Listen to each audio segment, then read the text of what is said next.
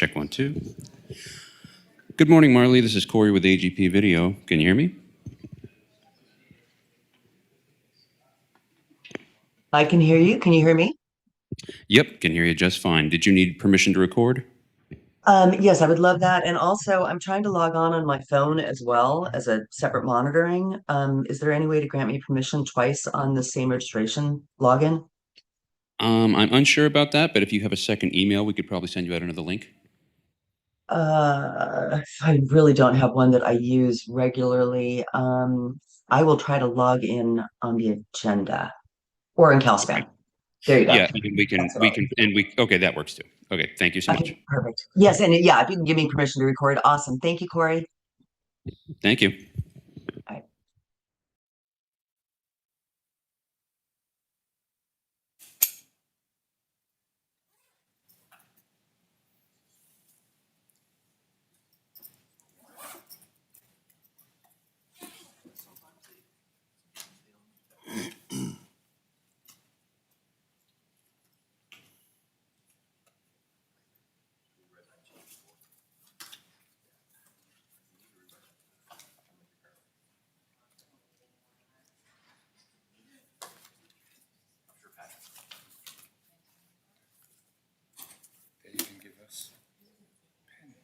Yeah, I'm glad.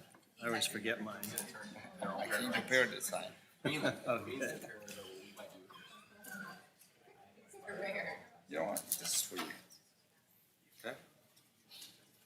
Oh, nice. Yeah. Oh, that's cool. Yeah. It's a nice pen, too. Yeah. You giving me that? Yeah, of course. No kidding. Yeah. I'll trade you for this one. I got one. This is a cheap one. They gave you one here. Thank you. Yeah.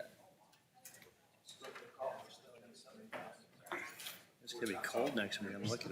We're gonna be up in Truckee. It's gonna be snowing. Yeah. Vacation? Yeah. Yeah. Thought we'd be doing some hiking, but maybe not. Nice. Sorry? Oh, that's on, yeah. What is that? Where did you turn off?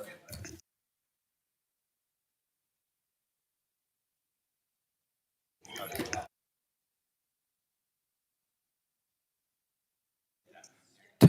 Testing. All right, cool.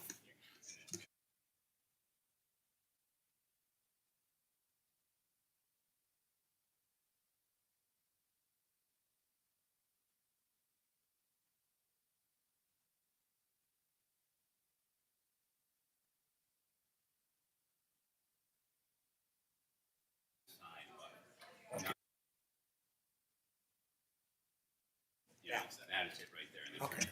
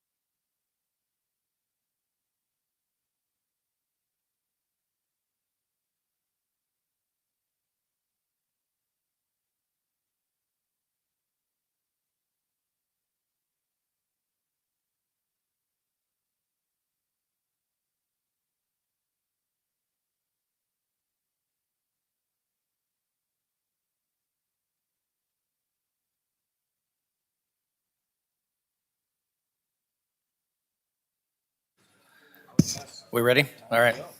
All right, good morning, everyone. Lovely morning in the North State. Welcome to the 601st board meeting of the California Regional Water Quality Control Board, Central Valley Region, located in Sacramento. This meeting is of the Central Valley Regional Water Quality Control Board is called to order at 9:06 a.m. on Friday, October the 10th, and a quorum of the board is present. The meeting is being live streamed, and a full video will be available on YouTube following this meeting. I am Nick Avdis, the chair of the Central Valley Water Board, and I will introduce the other board members in just a minute. All right. So Courtney, can you please begin by providing instructions for members of the public that plan on participating in today's meeting? Good morning, everyone. My name is Courtney Kasich, and I'm sitting in for the clerk of the board. I'll begin by sharing some information about how public participation will be organized for today's meeting. If you wish to make a verbal comment on one of the board items or during the public forum, you must be attending either in person, through Zoom platform, or by calling in via phone. If you are currently watching the webcast on CalSpan but would like to make a comment, please email me now at agenda5@waterboards.ca.gov to request the Zoom link. If you are already on the Zoom webinar and wish to speak but have not registered, please raise your hand and you'll be called on. If you are using a computer or tablet, click the Raise Hand button. If you are calling in by phone, press *9 to raise your hand.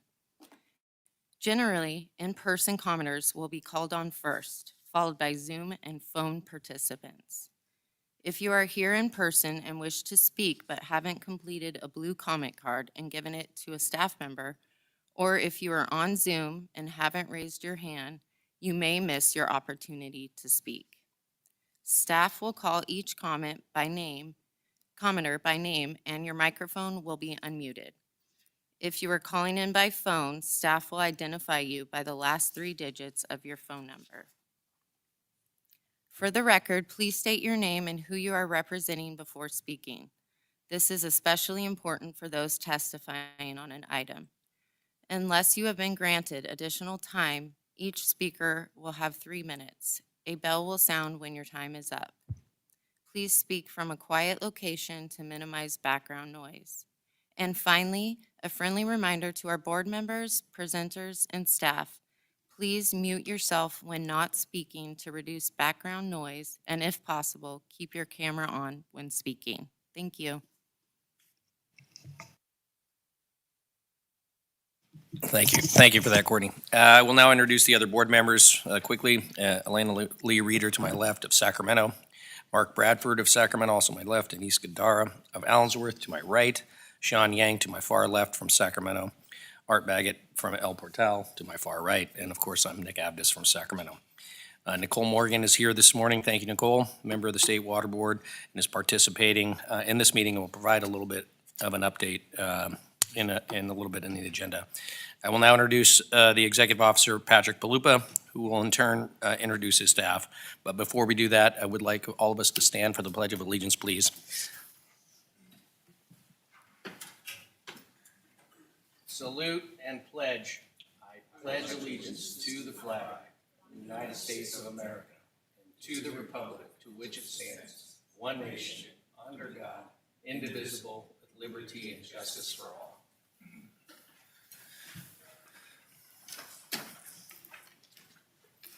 Good morning, Chair Advis, members of the board. I'd like once again to thank the City of Reading for hosting this meeting, as it has done many times before, and certainly all of the folks who contributed to the trip yesterday to see the headwaters of Sacramento and many other areas that the board regulates upstream of Sacramento. Let me introduce some of my senior staff and attorneys here. To my far left is Adam Lapitz, Assistant Executive Officer in the Rancho Cordova office. You've already heard from Courtney Kasich, who I'm very grateful that she's pinch hitting as the board's clerk today and has done a fantastic job helping arrange this meeting. To my immediate right is Jessica Yar from the Office of Chief Counsel. To her right, Clint Snyder, Assistant Executive Officer who runs the board's Reading office. And to his immediate right, Christina Shoup, who runs the board's Fresno office. With that, I'll turn it back to you. Thank you for that, Patrick. At this point in the meeting, we'd like to call out any board member communications. Anyone? Go ahead, Sean. Well, I just wanted to say I too was very impressed and appreciative of Clint and his team for taking us on a tour yesterday, and I enjoyed it very much so, and was very pleased to see the Mount Shasta water spring that plays a part of making up the Sacramento River. So I really appreciate it. So I enjoyed it very much. Thank you. Thank you. Anyone else? Elena? Hi, I'm Elena Lee Reeder here. October 3rd, I attended the chairs meeting at Cali BA with Patrick Palupa. Good morning. On the 3rd of September, we had a site visit from the Integrated Climate Adaptation and Resiliency Program Technical Advisory Council staff to visit Allensworth in preparation for a meeting they will be doing in Allensworth on the 24th of this month. The 9th of September, ICARP, TAC came to, we hosted a meeting with them to talk about the preparations for the meeting. On the 13th of September, we had an a social justice tour by the water, education, and Latino leaders in Allensworth. On the 26th of September, we had a briefing with our executive officer regarding an update on the Cutler PUD emergency water crisis. Let's see the other item. On the 30th of September, we met with representatives from the Community Water Center to discuss Cutler PUD and the water challenges and ways to get emergency water service to them. The September 2nd, we had our board briefing, and then just to reiterate, on October 24th, the Allensworth Progressive Association will be hosting the Integrated Climate Adaptation and Resiliency Program Technical Advisory Council. It will be in Delano at the Hyatt Place Hotel. They will be discussing water issues, climate adaptation, and a lot of the programs in Allensworth is featured because we're one of the vulnerable communities that they often speak of in prioritizing activities to address vulnerable communities. We will be sharing with them some of the activities we have underway as a vulnerable community to begin to address many of these climate changes that we face in the community. And with that, I thank you and good morning to everyone. Thank you, Denise. Got one more here. Hi, good morning. I also had a conversation with Community Water Center on October 7th regarding Cutler. I think their main concern was the lack of a water station, although that's in the works. And meanwhile, the communication to residents doesn't seem to be generating a lot of interest for bottled water. So the request was basically to put a little more pressure on the King's Water Alliance to get communications out any way they can to people who are eligible for bottled water delivery. And that was it for me. One more comment. I really want to just thank the staff, Clint and all of the staff in the Reading office, our Fresno office, and Rancho Cordova office for the tour yesterday. It was very enlightening, from the headwater to the wastewater treatment facilities to the trout hatchery to the restoration of the lake, and just the wonderful education we get as board members to understand the work that goes into everything that you do. It's very important, it's very educational for us, it's beneficial for us as we go about trying to make the right decisions to protect water quality and residents in our state. Thank you very much. All right, thank you, Denise. All right, anyone else? Okay, moving on. Next item, State Water Board Liaison Update. So Nicole Morgan is here to provide an update. Nicole, come on down.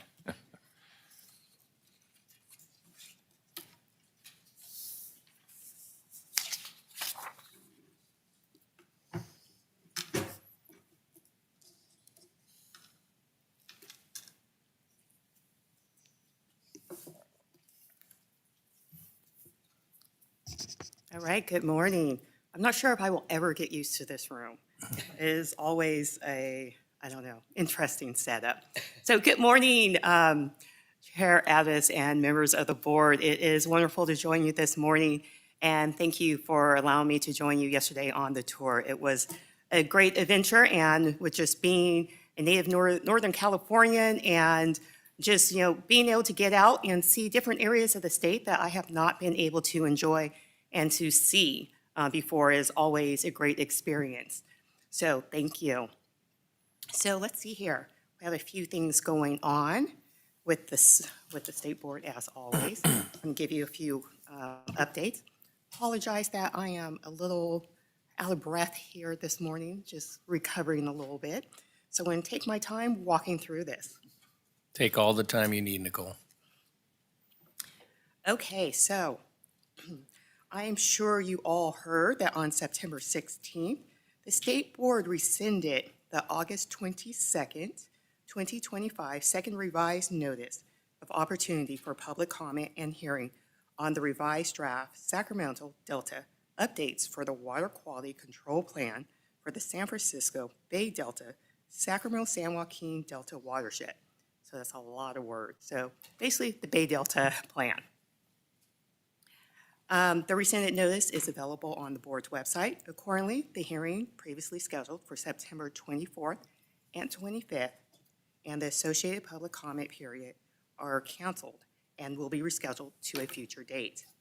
Updating the Sacramento Delta components of the Bay Delta Plan is one of the state's water board's top priorities. The board is working expeditiously to complete this update. Board staff anticipate a limited recirculation of the draft staff report, substitute environmental document in support of the Sacramento Delta updates to the Bay Delta Plan, together with the updated draft plan in December 2025. New dates for a public hearing and comment period will be announced upon release. So once we know, you'll know.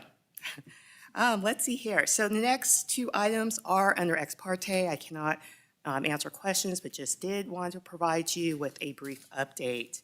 On September 12th, the AHO, so Administrative Hearing Office, released the 7th amended hearing notice for the Delta Conveyance Project hearings. The public hearings will continue on September 29th, continued on September 29th and 30th, and throughout October. Time is flying here. We are well into October already. More information can be found on the project website. The Sites Reservoir Project on September 15th, Sites Project Authority submitted a water quality certification application for construction of the Sites Project. And the Clean Water Act Section 404 permit application was submitted concurrently to the U.S. Army Corps of Engineers. The water quality certification application starts a one-year clock for the state board to act on the water quality certification application. So next subject, one that is very much so dear to me, the wastewater needs assessment. The wastewater needs assessment group began meeting in July of 2024 and has since met quarterly. The next quarterly meeting will be held on October 24th, which aligns significant project milestone as the project team transitions from the evaluation of the baseline conditions of wastewater infrastructure services in California, so that's phase one, to an empirical analysis of system-wide needs to solution costs that help provide a long-term pathway for the provision of more equitable sanitation services in California, including a roadmap for ongoing assessment beyond the contract term, which is phase two. The October 24th meeting, the group will provide opportunity for open discussion regarding phase one of the report. So just in other words, in phase one, the group really just looked at, hey, what data is out there? Let's look at the data, let's do a gap assessment, let's pull all that data together, see what we have, and let's create, how do we move forward with all this data? What is it that we're going to define, the world of wastewater needs in California? As far as wastewater systems, it's a little bit different than when you look at traditional drinking water systems. We have the really large facilities. You scale up the facility that we went to yesterday, the Mount Shasta facility, from it's a tertiary system. We have the tertiary systems that go much larger than that. Then we have all the way everything you could think of in between, down to individual septic systems. And really looking at how do we find out what each individual household, how is it served? And looking at, so, what information do we have on each of these? Which can be difficult because the individual systems, the state board, the regional boards, the water boards do not regulate, they're under counties. And so really looking at, while we do have programs that work with counties, we don't know the world of all of the systems. And then also within our databases, we have a lot of information. They're in several different databases in several different forms, and really looking at bringing all of that together and being able to evaluate it to see where our critical wastewater needs are, and how do we assist communities as we are with now with drinking water. How do we assist them with their sanitary needs? Because it is equally as critical that we provide sanitary needs to all communities. And where we can, do we regionalize? Do we connect them to a neighbor? Do we look at managerial, providing support? Those that are on septic, how do we address that with failing septic systems? So a lot of questions out there. And then also, and so we're doing, first of a kind that is being happened within the U.S. And so we're really leading the way in this, working with UMass, and they are actually have I'm going to call it a model where they are looking at all of California, and they inputted all the information we have on all the systems, and they're able to run it and then determine, hey, here's a pocket that doesn't have a system, and we're able to say, oh, there is homes here. So there's probably septic here, and we're able to reach out and get more information. So in the end, we'll be able to really understand the world of wastewater within California and be able to more proactively reach out to communities and really work with them and have a holistic look of where we've come, what we have accomplished, and more importantly, where do we need to go to fill those gaps and to get out to communities and really work with them on their current needs and their future needs. So for me, this is really exciting. It's what I call it's the below ground, the area of our infrastructure that no one wants to talk about, no one wants to see. There's many that is going right, and then there's places where it's not going right. And so really being able to get out there and to assess what is going really well, highlight what's going well, what is working, share and learn from our neighbors, and those counties that are doing great with their septic, how is it being managed and operated and going great, and share that with the counties that perhaps it's not going as well.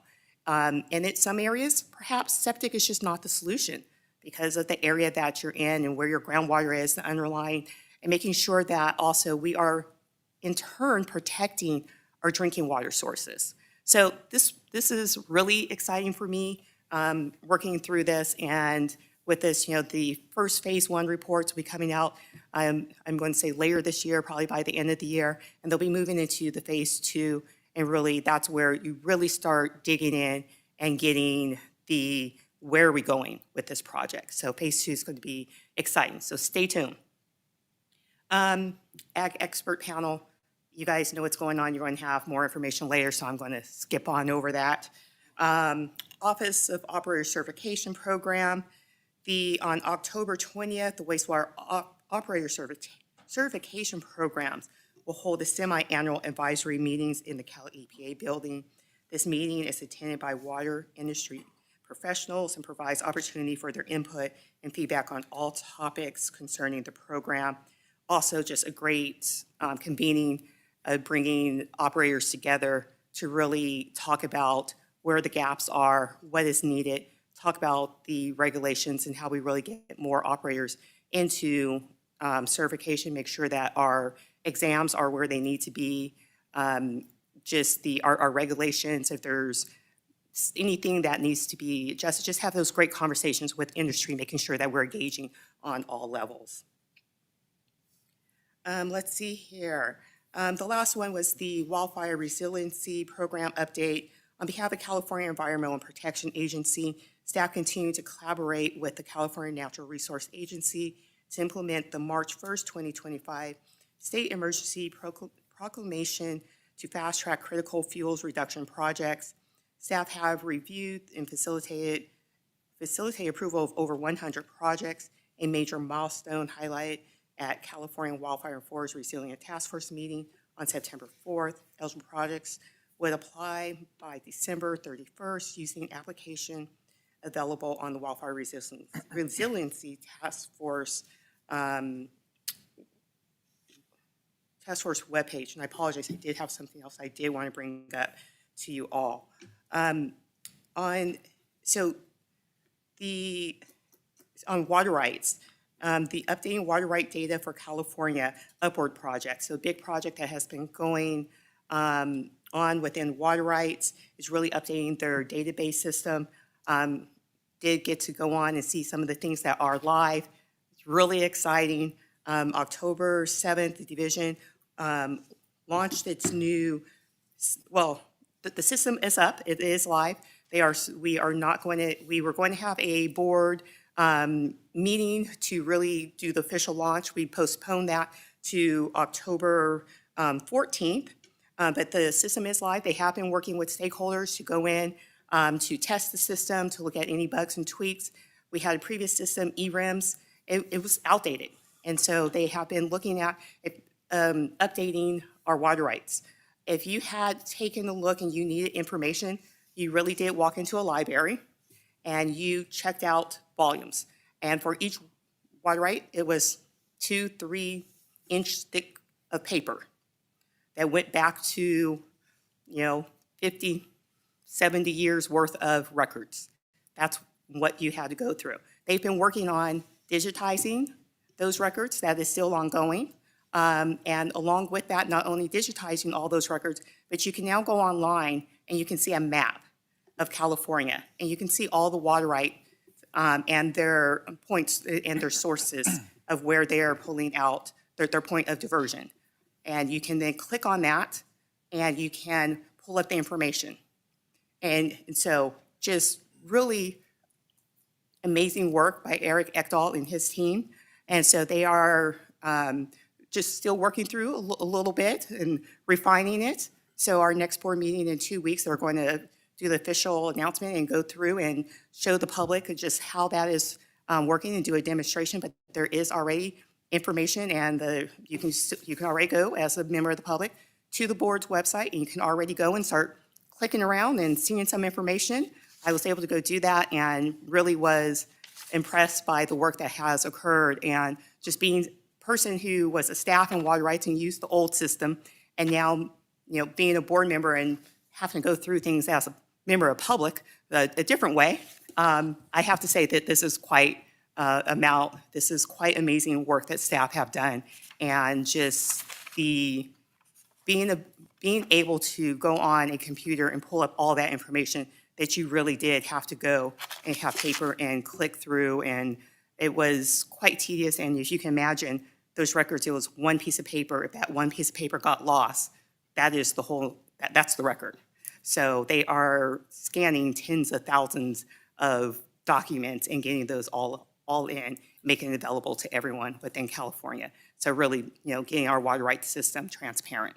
So I wanted to make sure, especially being here in Reading, that I did highlight that and let you all know that that was coming to our next board meeting. So with that will conclude my report. Here for questions. Thank you, Nicole. That was a mouthful. Go ahead, Patrick. I was going to say, I really want to thank you for mentioning the operator certification and the problem solving that's going on in that area. When I was at the Civicwa conference recently, had a chance to hear Keisha Kelly talk about that program.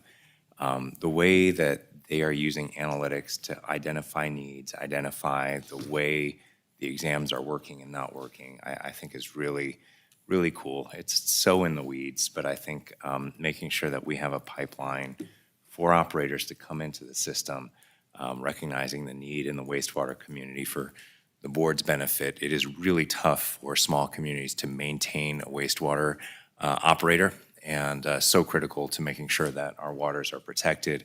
I just really want to thank you for highlighting that. It's something that I hear kind of in back channels, that the need is very much there, and it's great to hear that we've got a team. State Board has a team that's working on it and trying to use analytics to figure out where we can best apply pressure or make things a little easier for some of those communities. And so you gave me that opening, so that, wastewater geek here. And so the operator certification program, in my previous role, I oversaw the management of that program, and it was during COVID. And we recognized that our exams were only provided 2 times a year on paper. And so we had paper exams 2 times a year. You had to go to a big facility. We had to rent these facilities.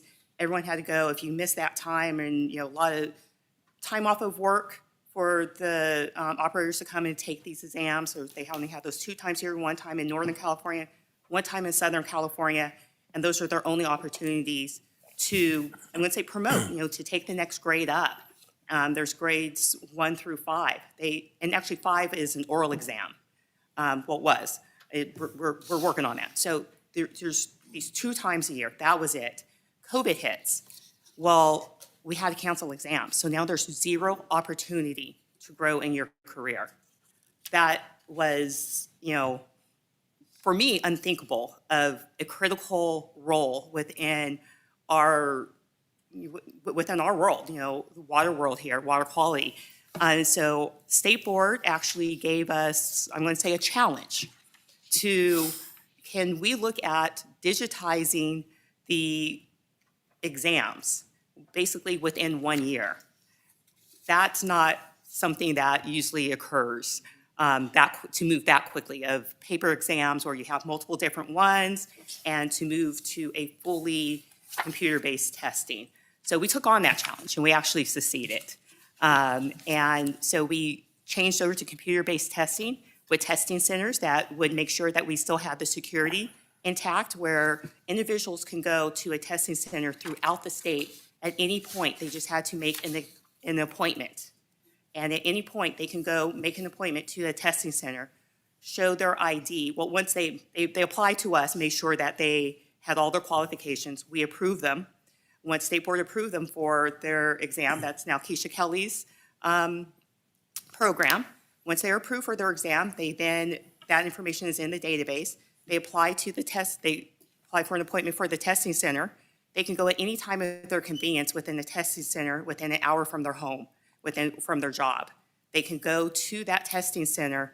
The testing center goes through all of making sure that they have their ID, they have everything. They lock away anything they're not supposed to have from their tests, make sure all the security, all the protocols are taken care of.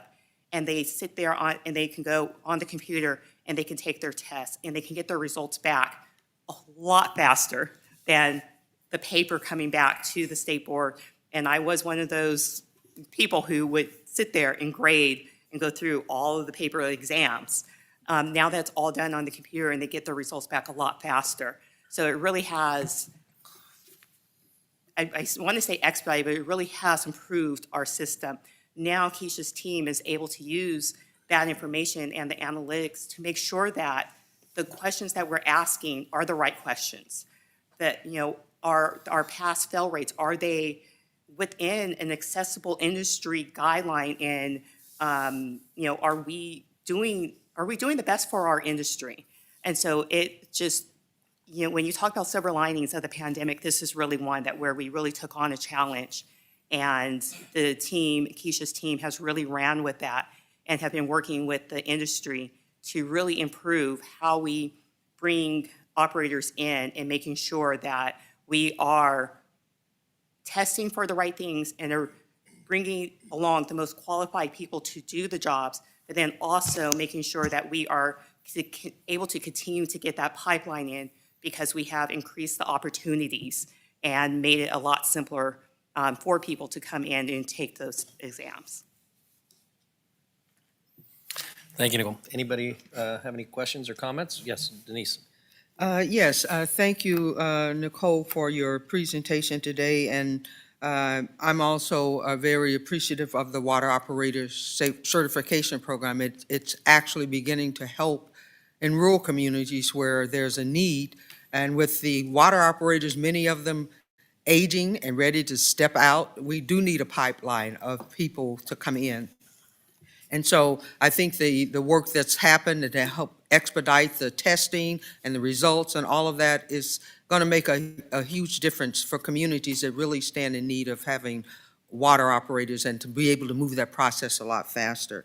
And then I also wanted to just acknowledge the wastewater needs assessment, how critical it is for, just for what you said, to help us see where the problems are, where we need to make some improvements, how we begin to graduate from the septic to the sewer, all of those things I think is very, very important. And the only question I had for that was, will there be any priorities in that in the needs assessment for those vulnerable communities and funding? I mean, because we can do all the needs assessments, but if the dollars don't go where it's needed most, so I'm just curious as if that's a part of the process that will include the most vulnerable communities as a priority. Yes, and so definitely the team will be recommending priorities to the state board, and with the, it will come with, similar to how the drinking water is taking a look at different variables and making sure that we're working through those variables, and then highlighting the systems that are the most vulnerable as our priority. Funding is always a question. We're hopeful that as we did on the drinking water side, by highlighting where there is a need and and quantifying that need, there will come funding. And so we're hopeful and following, working with the administration and following that road that has been set by the drinking water needs assessment. Okay.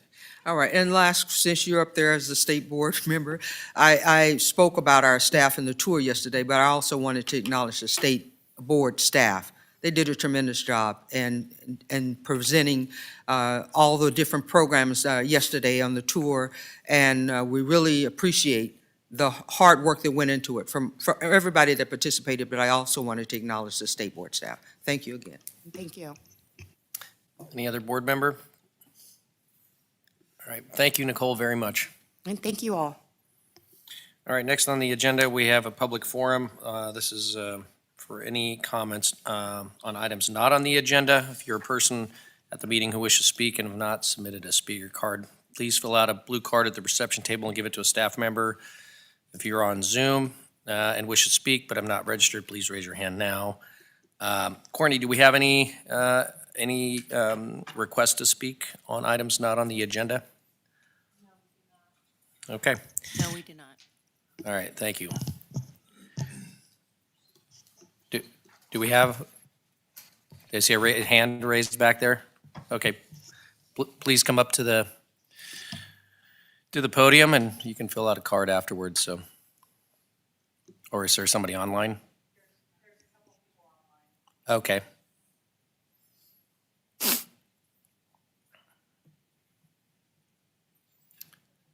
Can we go ahead and call the, okay. We have Bruce Haldeshelt. Haldeshelt. Yeah. You do. Bruce, welcome. Yeah, welcome. Yeah, thank you very much. Traditionally, this has been the time in which the upper watersheds have had an opportunity to come to the Reading meeting. I want to thank you for all the work you've done and the staff has done for a decade or so, to recognize that the upper watersheds of the Sacramento Valley are much like the area you traveled to yesterday. I had hoped to join you. My car would have actually taken me further north to Oregon, where my in-laws live, but you got to see a beautiful part of the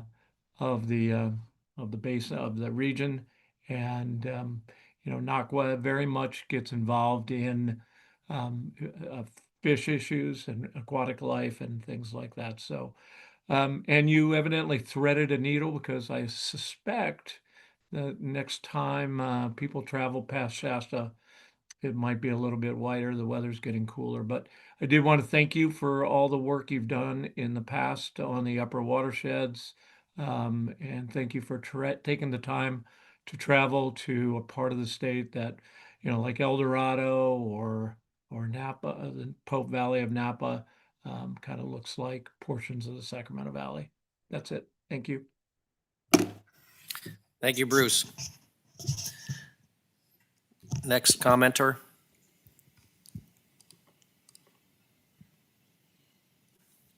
Kaya Rivers.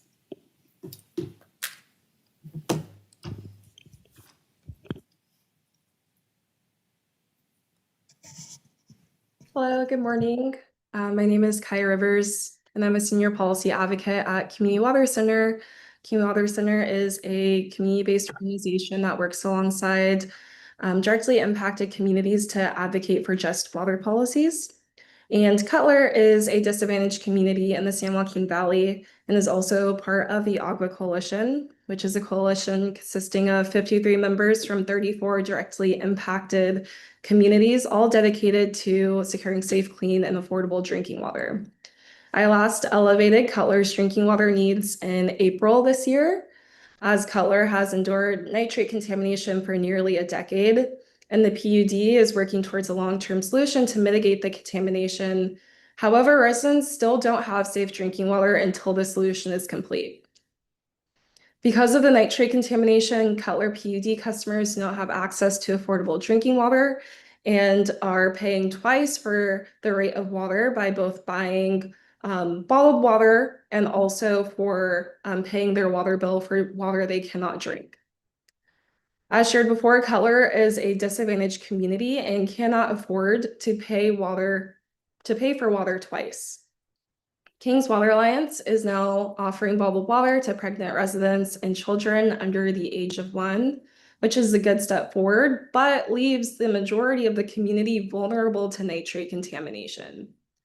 King's Water Alliance is also constructing a drinking water kiosk in Orosi, which is also another great step forward, and residents are really looking forward to when the kiosk is in operation. However, the construction of the kiosk won't be complete for another 3 to 9 months. And residents can't wait another 9 months for the kiosk to be constructed to have a safe source of drinking water. Even after the kiosk is constructed, disabled and elderly residents won't be able to transport drinking water from the kiosk to their homes.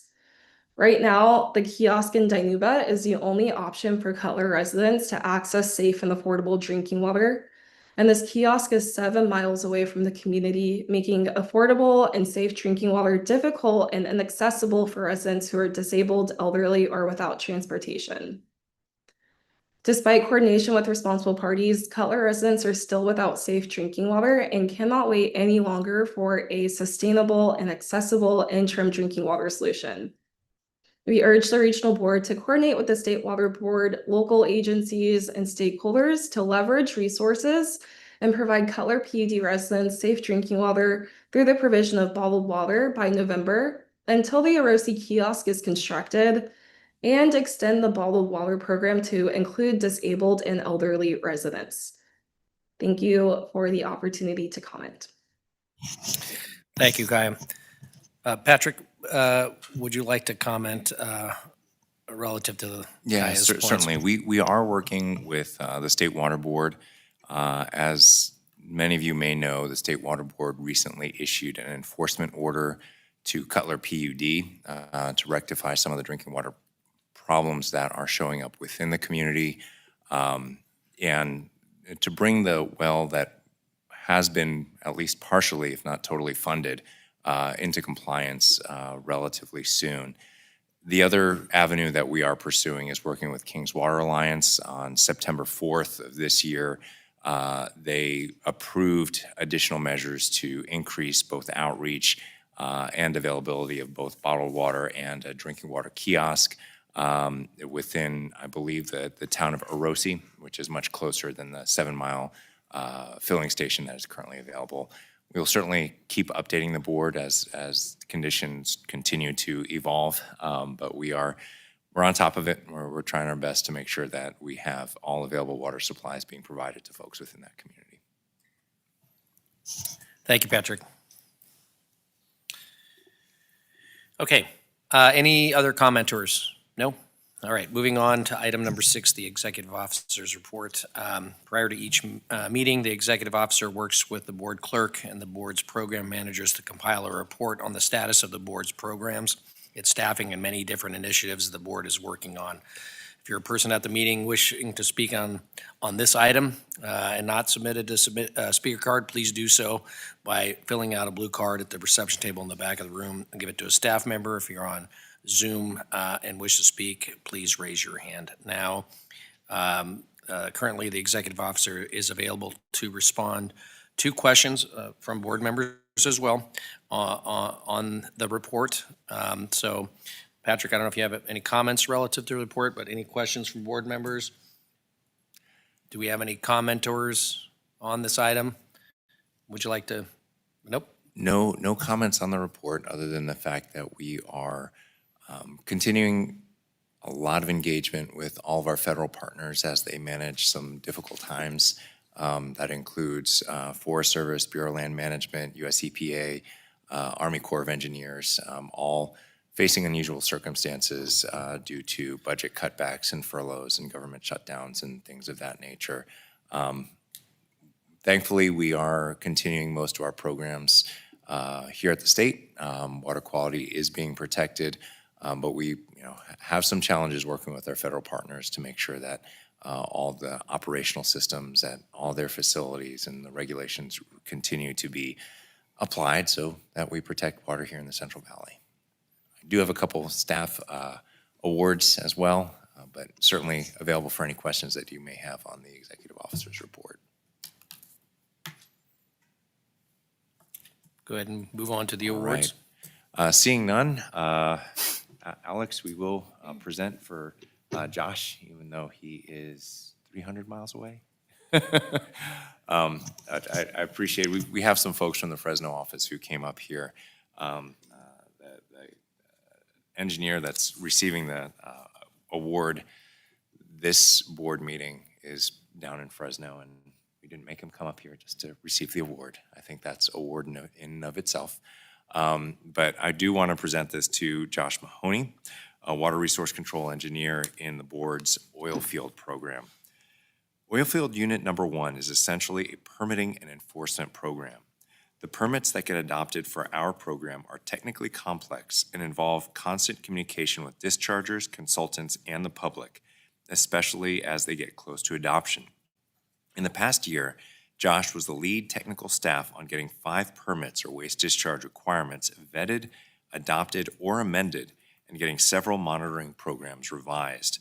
This is a heavy lift considering that an application for a permit is often hundreds of pages long, full of highly complicated technical information, and takes months to review. During the June board meeting of the Central Valley Water Board, 2 permits were adopted under Josh's oversight, an amended set of waste discharge requirements and a new set of individual waste discharge requirements. This is a major accomplishment considering that the permits allow for oil field produced wastewater to irrigate crops, a subject that in the past has drawn much public attention. Josh has both the technical and communicative chops to get complicated projects like these over the finish line while keeping the public's mind at ease and protecting the environment, human health, and water quality. Thanks to Josh, both permits were adopted as uncontested, which meant getting the permits adopted efficiently and in a much shorter time frame than other permits. Getting the permits adopted as uncontested not only saves the state staff time, but also shows the public has faith in the work and expertise of our agency. The board and our unit in particular benefit greatly from Josh's regulatory knowledge, technical expertise, and dedication to his work.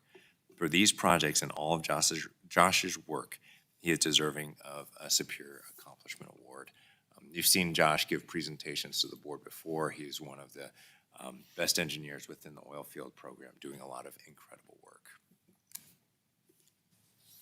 All right, big thank you to Josh. Yeah. And now, a little closer to home, I do see them in the audience. Misty Pontes and Crystal Hansen are getting an award. See, I'll have you come up afterwards so we can take a picture. Crystal Hansen and Misty Pontes are jointly being recognized for their contributions to the Central Valley Water Board's Forest Activities Program. Crystal Hansen is an AGPA in the Reading office's non-point source unit and has been with the Central Valley Water Board since 2018. Misty Pontes is an environmental scientist in the Reading office's non-point source unit and has been with the Central Valley Water Board since 2020. Misty and Crystal are being recognized for their work overseeing a unique contract to develop a new technical online training program for the United States Forest Service and Bureau of Land Management staff. Completion of the training program is required of all agency staff implementing the Central Valley Water Board's recently adopted federal non-point source permit for the above-mentioned agencies. Misty and Crystal were instrumental in developing the contract, framing the training program, managing the contract, and providing technical materials to support each training module and working with the web support teams to bring the program to fruition. Crystal served as the contract manager and Misty the lead technical staff overseeing the content being produced. In these roles, both Crystal and Misty excelled, providing in-depth reviews of drafts and working closely with the contractors to ensure contract deliverables were met. This project required in-depth knowledge of the subjects being covered, including technical details of watercourse crossing and construction, road drainage, and general non-point source pollution control measures. It also required both to learn more about the online training platforms, including writing scripts and managing AI voiceovers, something neither probably ever thought they would need to learn. In working with the contractors, both Crystal and Misty demonstrated strong interpersonal communication skills and their ability to maintain positive and professional working relationships, even when having some difficult conversations and providing critical review and feedback. Ultimately, this project was successfully completed and resulted in the production of professional and technical training program to aid federal agency staff in implementing the board's new federal non-point source permit. The project was completed on top of Misty and Crystal's core workload, requiring prioritization and shuffling of tasks to ensure all their normal deliverables were met. Misty and Crystal are outstanding employees of the Reading office and the region as a whole. They are always ready and willing to take on new tasks, and their positive attitudes are greatly appreciated. The successful completion of this challenging project demonstrates their capabilities as well. Thank you both for your efforts on this project. Your contributions are greatly appreciated. I'll note for the board, as you've heard, there's been a lot of controversy about the federal forestry programs. These training modules can be delivered directly to Forest Service and BLM staff, enabling them to learn about a very complicated permit without coming into a classroom, and really enhances the boots on the ground knowledge of the watercourse crossing and other BMPs that need to be employed to lessen water quality impacts. Honestly, especially with this new pressure on the federal programs, a click and learn modules produced by the state to aid the federal agencies in compliance, about as easy as it gets and about as streamlined a process as it gets. And thank you to the staff who put this together. Really, really a cool effort on their part. Yeah, thank you and congratulations, Misty and Crystal. Thank you. Take a quick picture and then we can move on with the board meeting. So we're gonna take a picture now? Quick picture. All right.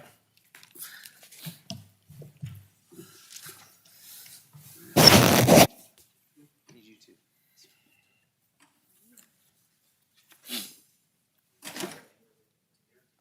Patrick, do you want us to go down? What works?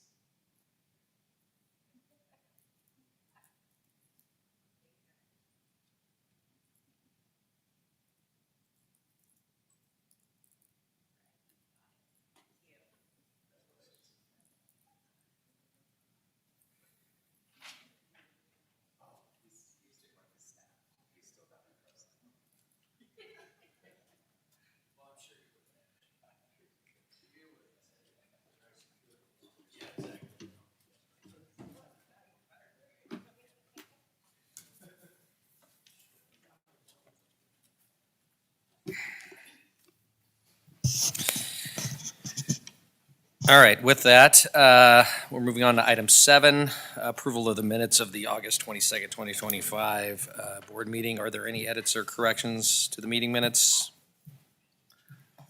All right, hearing none, I'll ask for a motion to approve the minutes. I'll move to approve the minutes. Second. Moved by Bradford, seconded by Yang. All in favor? Aye. All those opposed? I need to abstain. I wasn't there. Okay, so 1 abstention and 5 Aye. ayes. The ayes have it. Aye. All right. Oh, we do need to do a roll call. vote. All right, sorry. Jumping the gun, trying to move this meeting along, so just pause here for a roll call vote. Board Member Kadara, Yes. Board Member Bradford, That's okay. Yes. Board Member Yang, Aye. Board Member Baggett, Abstain? Vice Chair Lee Reader, Aye. and Chair Atlas. Aye. All right, next up is item 8, consideration of the uncontested items. So this is time and place for the public hearing to consider uncontested items 12 through 14. If we have any person in the meeting wishing to speak on these items and having not submitted a speaker card, please fill one out at the back of the room and give it to a staff member. If you're on Zoom and wish to speak, please raise your hand now. So Courtney, has anyone submitted a request to comment on any of the uncontested items? No. Anyone on Zoom? Just confirming? All right, thank you. Any late revisions? No.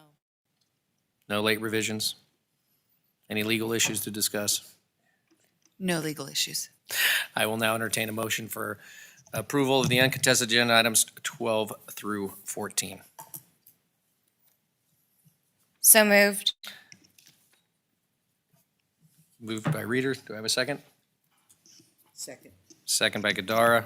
Courtney, please call the roll. Board Member Kadara, Yes. Board Member Bradford, Yes. Board Member Yang, Aye. Board Member Baggett, Aye. Vice Chair Lee Reader, Aye. and Chair Atlas. Aye. All right, now we're on to item number 9, enforcement process presentation. The Office of Enforcement and of the State Water Resources Control Board. This is an informational item only.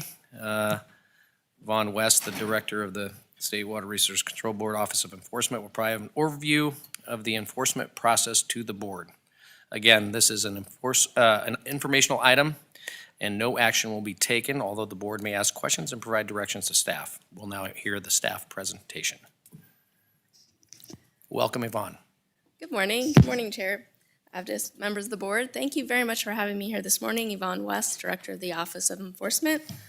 I am joined here this morning with Perry Ellis from my office. He's in the audience. He is one of your OE attorney liaisons. You have 2 other liaisons from my office, Naomi Rubin and Heather Jitkoff. I do have a presentation. I'm hoping it's going to get pulled up.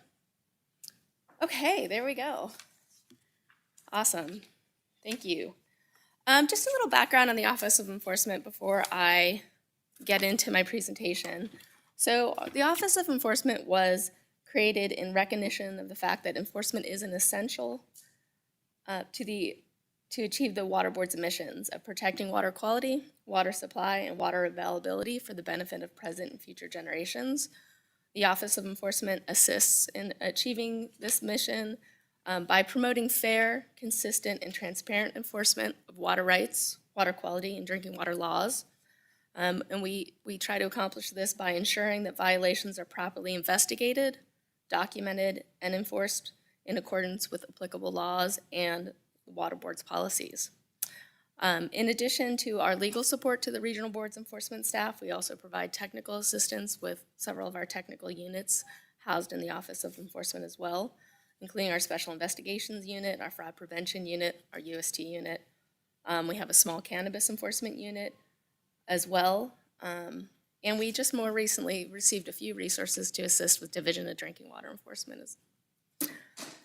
With that, if I can go to the next slide, I'm here today to really talk with you outside of the context of any specific enforcement action about the enforcement process generally. I'm hoping to create some dialogue and about some of the processes that the boards don't get to see in these chambers at these meetings, and just to provide a broader understanding of the time and energy that goes into your enforcement program. I'll be preparing a presentation that starts with the prioritization and it works its way through to case resolution. And then towards the end, I have a few highlights from the recent water quality enforcement policy updates that took place in 2024. So with the next slide, please. As I'm sure, as a preliminary matter, as I'm sure you're aware, it's important to note that not every violation of our water codes will result in enforcement. As much as possible and appropriate, staff works to resolve compliance issues efficiently and cooperatively with a regulated entity through more informal tools like phone calls. Sorry, I'm just looking at this as a little bit, my slide deck is a little bit off here, sorry. I'm sure you're aware, we have a lot of enforcement activity and a lot of potential violations at the regional board level. On a daily basis, your staff is working with the regulated community to ensure that they are complying with applicable water quality laws and permits.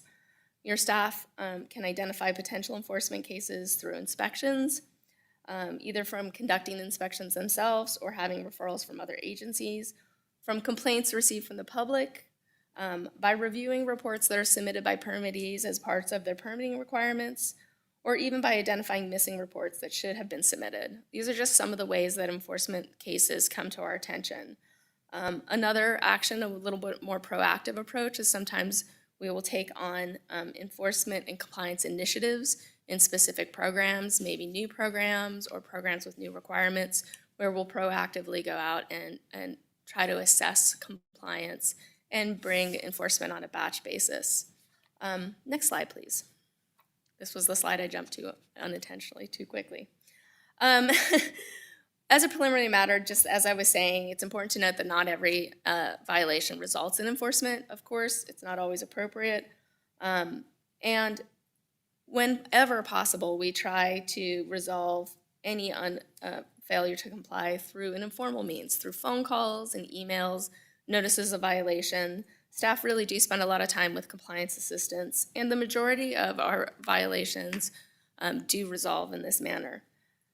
We, as the water boards, prefer compliance over enforcement, and these tools often achieve that objective efficiently. However, when they don't, the prosecution team retains discretion on how to approach cases and violations, including taking emergency actions or even bypassing these preliminary enforcement tools when appropriate. Next slide, please. Looking at case prioritization, as you know, there are more violations than resources available to address violations, and prioritization of potential enforcement cases is a very meaningful exercise. We recommend that the regional board enforcement staff meet periodically with their head of enforcement, be that their AEO or their other enforcement lead, along with an OE attorney liaison to discuss cases and look at cases and their unique facts on an individual basis and determine where they fall within the board's priorities and the potential enforcement actions that could be brought. In circumstances and situations where formal enforcement is being contemplated, staff often, next step will be to request the assignment of an OE attorney. And then that OE attorney can meet with staff and triage a case and determine weaknesses and strengths of the case, potential options, and provide recommendations of different enforcement tools that could be used to obtain compliance. Can we go ahead to the next slide, please? Just quickly, we have a variety of tools at our disposal. And at that point where a case gets referred to the Office of Enforcement, that is usually where we see we start talking about separation of functions. This is procedurally probably one of the issues that's talked about the most in enforcement. Anytime an enforcement becomes highly likely, heavily anticipated, we usually at that point on a case-specific basis will separate functions.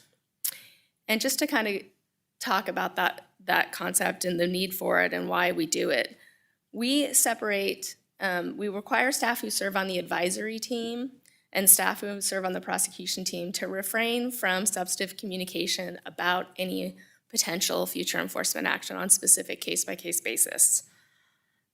In other words, we do this to preserve the board's ability to serve as a decision maker on administrative enforcement actions, including preserving their ability to adopt an order after a contested hearing, such as an administrative civil liability order, or to adopt or reject a settlement.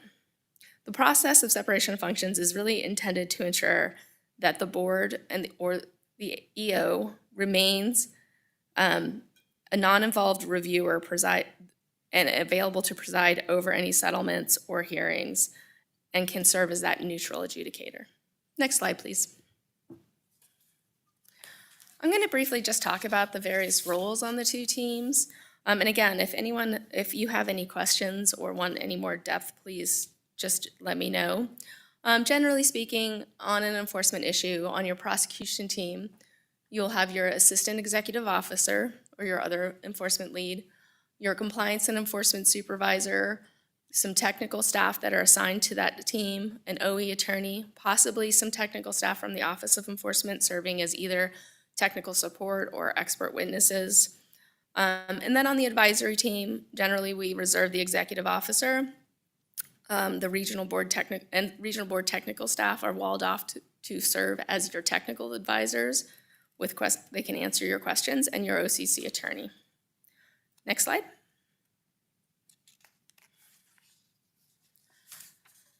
Just diving in a little more on the prosecution team and what that team does now that we've identified who they are.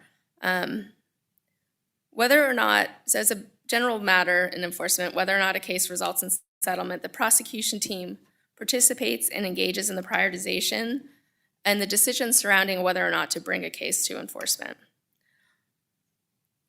They also, as the name implies, prosecution team, they advocate for a particular result in an enforcement action at a contested hearing or in a proposed settlement. They're often the party, they are the party who will negotiate the terms of a settlement, including supplemental environmental projects, which we'll talk about a little bit more. And they present evidence and argument at a hearing and answer board and advisory team questions. So that's the general high-level role of the prosecution team. Next slide.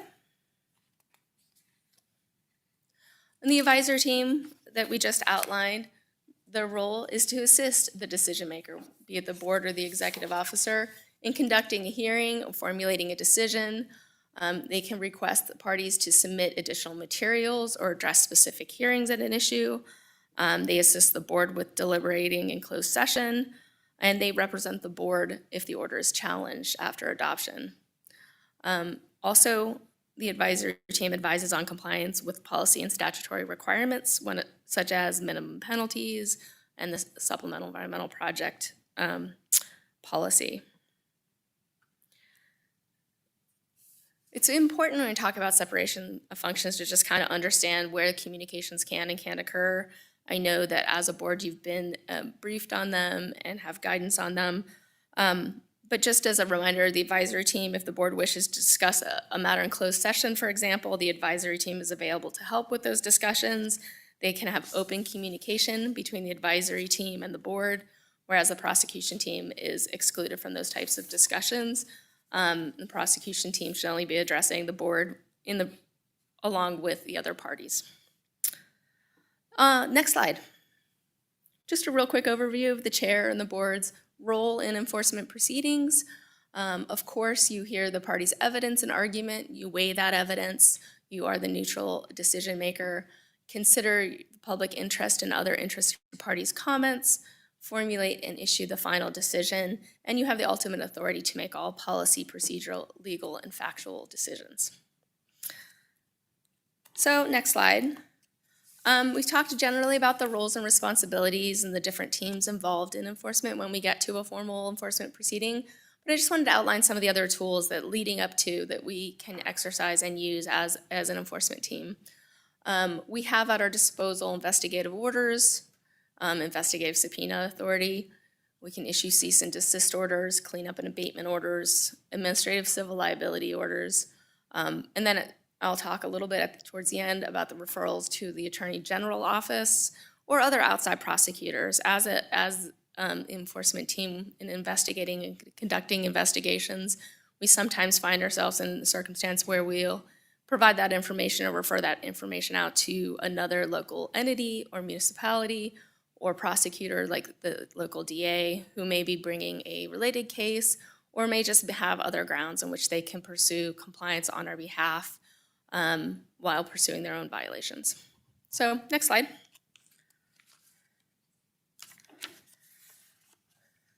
Real quickly, I'm going to talk about some of the different pathways to enforcement when we get to a point where we are bringing formal enforcement.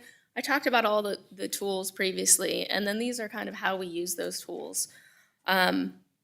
We have three main pathways for administrative civil liability cases, and I'm going to talk a little bit about them. There's the compressed administrative civil liability, and then settlements, and then administrative civil liability complaints. The majority of our cases really do end in some sort of settlement before we end up going to a formal administrative civil liability complaint. But I just want to talk about those processes and provide you some familiarity with them. On the next slide, I want to talk about compressed ACLs, administrative civil liability complaints. So compressed ACLs are kind of a streamlined approach to administrative civil liability. They're similar to expedited payment letters, which is a tool that your region uses effectively in the MMP realm when mandatory minimum penalties are at play.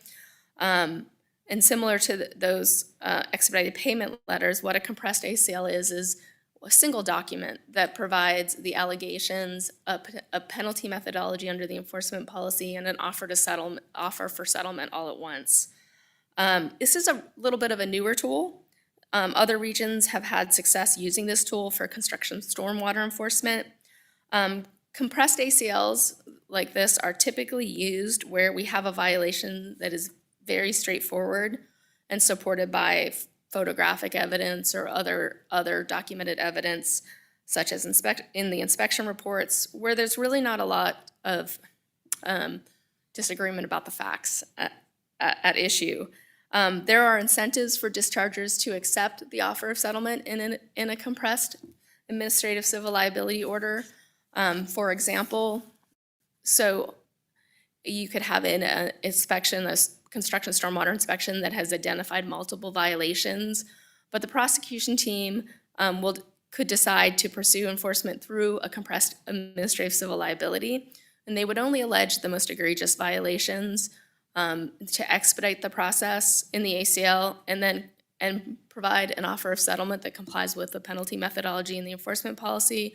And this creates an incentive for the discharger to accept the settlement offer as opposed to both parties investing more time and resources to further develop a more complex complaint documenting every single violation. And really, like I said, would focus on the most egregious violations and get us to a place of compliance with some penalties quicker, and again, with less resources on both sides being invested in the process. Next slide. As I mentioned, we often end in settlement. A lot of our formal enforcement actions resolve before you see them in a contested hearing. We can enter settlement or engage in those discussions both before the issuance of administrative civil liability complaint or after the issuance. And there's again, strategic discussions and decisions that are made by the prosecution team on the timing. There are some advantages to engaging in settlement discussion before the issuance because you're not on a time clock.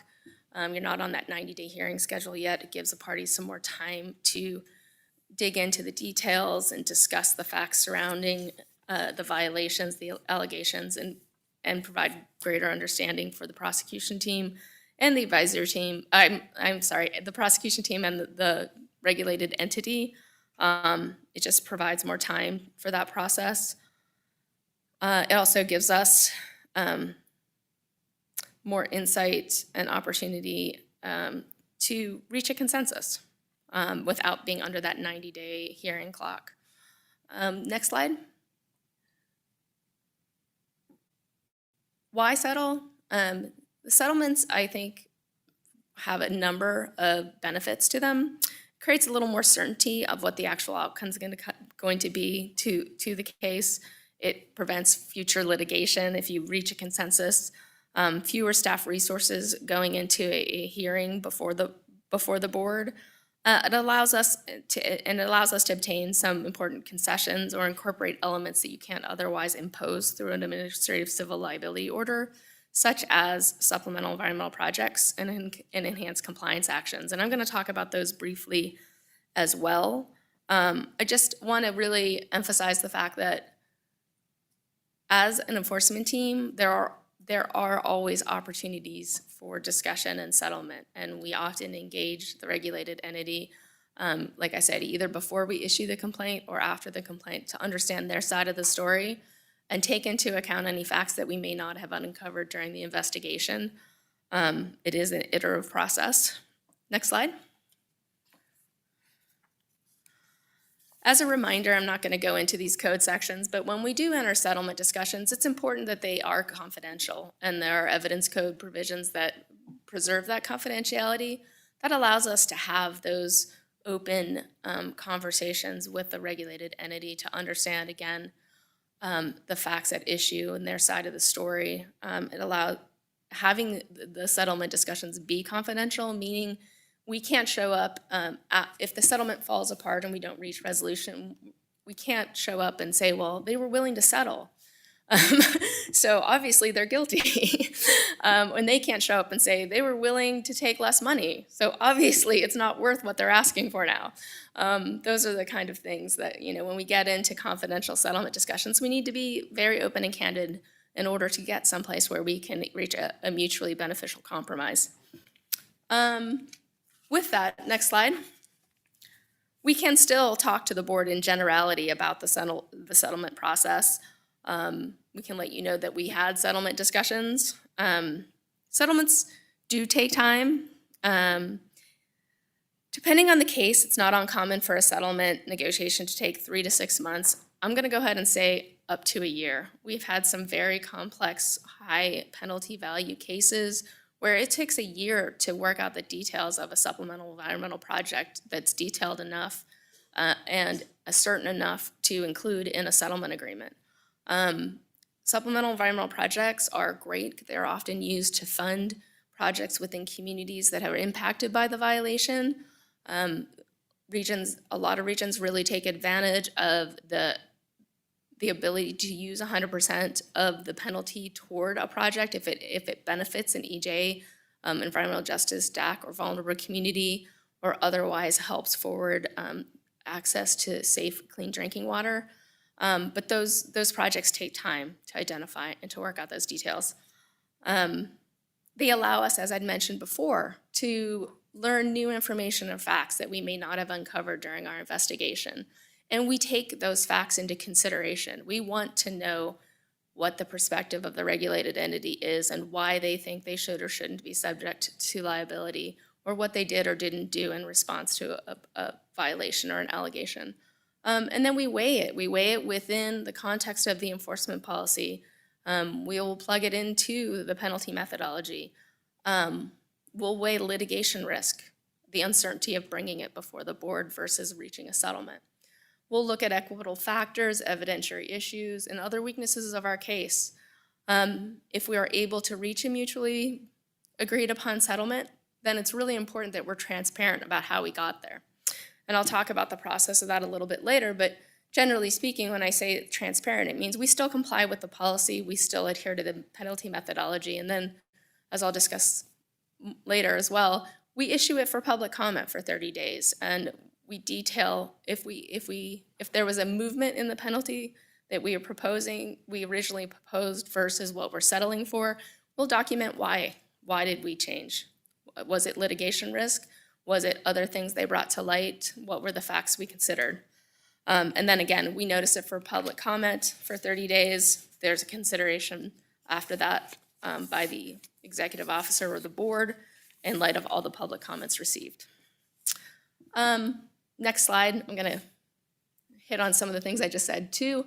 The board's role, if your executive officer can exercise authority to approve a settlement, or they can decline to exercise their authority and bring it to the board, and then the board would be in the position of either accepting or rejecting the settlement agreement as proposed by the parties, looking at whether there's sufficient information to make the decision. If you do not feel it is, you can ask the parties for more information. You can reject a settlement and set it for hearing.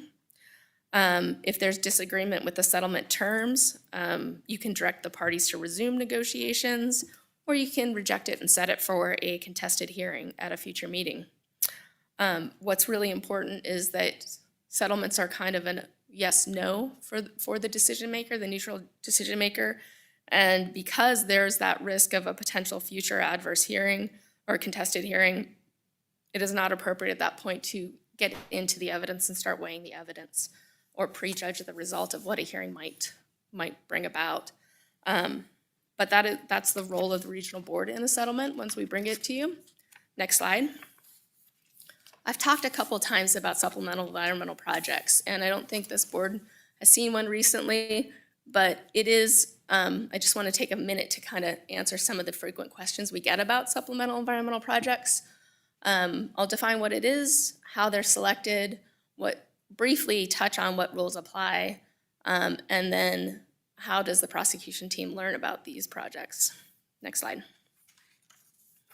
So just real briefly, a supplemental environmental project is a very clearly defined project. It has to have environmental benefits that the person who's being subject to the enforcement action voluntarily agrees to undertake in a settlement to offset a portion of their liability. The term environmentally beneficial means that the project must improve, protect, or reduce risk to the public health or the environment. We have a SEP policy that applies to these projects, and our SEP policy provides that the project should directly benefit groundwater, surface water, or drinking water quality or quantity, and the beneficial uses of the waters of the state. Next slide. Often there's a number of ways we can identify a project to be included in a settlement. The discharger can propose it. First party SEPs or SEPs that are projects that are undertaken by the discharger. You can have a situation where a discharger has a certain expertise in a certain area, or they have property that they can use for a project, and so they take it on themselves. Our website, the Office of Enforcement website, has links to the Cal EPA available SEP programs. There's a way that community organizations can put projects on that list for consideration for funding through enforcement. And then some regions have third-party administrators, agreements with third-party administrators like the Rose Foundation, who will have a list of projects that the prosecution team can consider that are pre-approved by the board, and the prosecution team can consider funding those projects through an enforcement action if the regulated entity is open to funding such a project. Next slide. We have a SEP policy, as I mentioned previously. It has some pretty detailed requirements on what the project must do and how the project has to be related to the violations being resolved. These are some of the requirements, like a nexus to the alleged violations. That nexus can be geographical in the same area for the benefit of the same community. It can have a nexus to the water body impacted or the type of violation. It could be like a construction stormwater violation, and you could have a sediment control project that you would adopt as part of your settlement. Next slide. There's restrictions on the amount of the penalty that can be suspended for the completion of a project. As I mentioned earlier, one of the exceptions to that is if you have a project that is located in or benefits a vulnerable community, such as a disadvantaged community or an EJ community, or a community with a financial hardship, then you can actually use up to 100% of your penalty amount if you can make those findings. And so that's an important exception that a lot of regions are taking advantage of. Next slide. There's a time limit on SEPs. These are not funding, these projects are not long-term projects. These are not enforcement, they're funded by individual enforcement actions. They're not good for funding sustainable long-term projects. The SEP policy requires that they be completed within 36 months. All of the SEP policy requirements that we're talking about, the limit on the amount, the limit on the timing, all of those is because these monies are viewed as their state funds. Even though we don't actually take them, we're imposing them, and they are statutorily obligated to go to a certain fund, the Cleanup and Abatement Fund or the Waste Discharge Permit Fund. And when we, through a settlement, divert them to a project, there's still this need for accountability. It is the spending of state dollars. We have found historically that the shorter projects, it's easier to keep track of them, make sure that they get completed. You don't have turnover in the regulated entity as much. And that is, again, that accountability is the reason why these limits exist in the SEP policy. Next slide. And then the dischargers retain liability, generally speaking, until the project is over, unless it's part of a SEP program, a regional monitoring program, or some other SEP that allows for accumulation of funds and discharge of accountability early.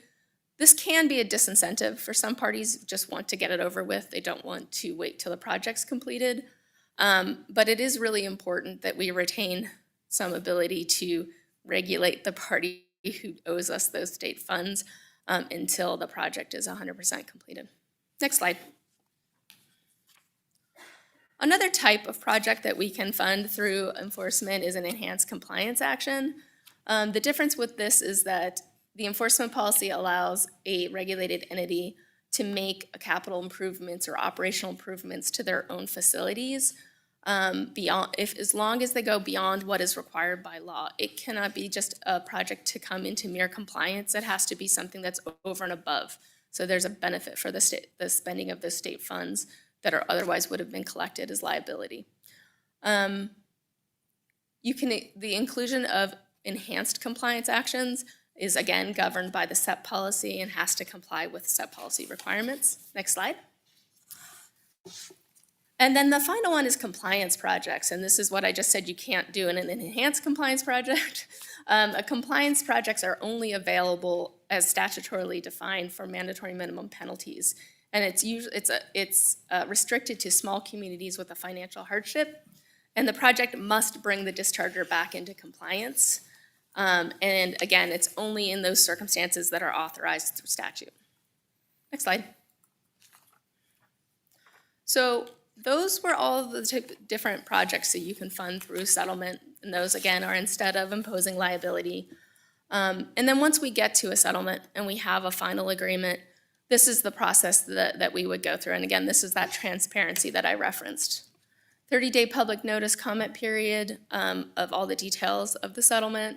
And then the prosecution team will provide a response to any comments that are submitted to the neutral adjudicator.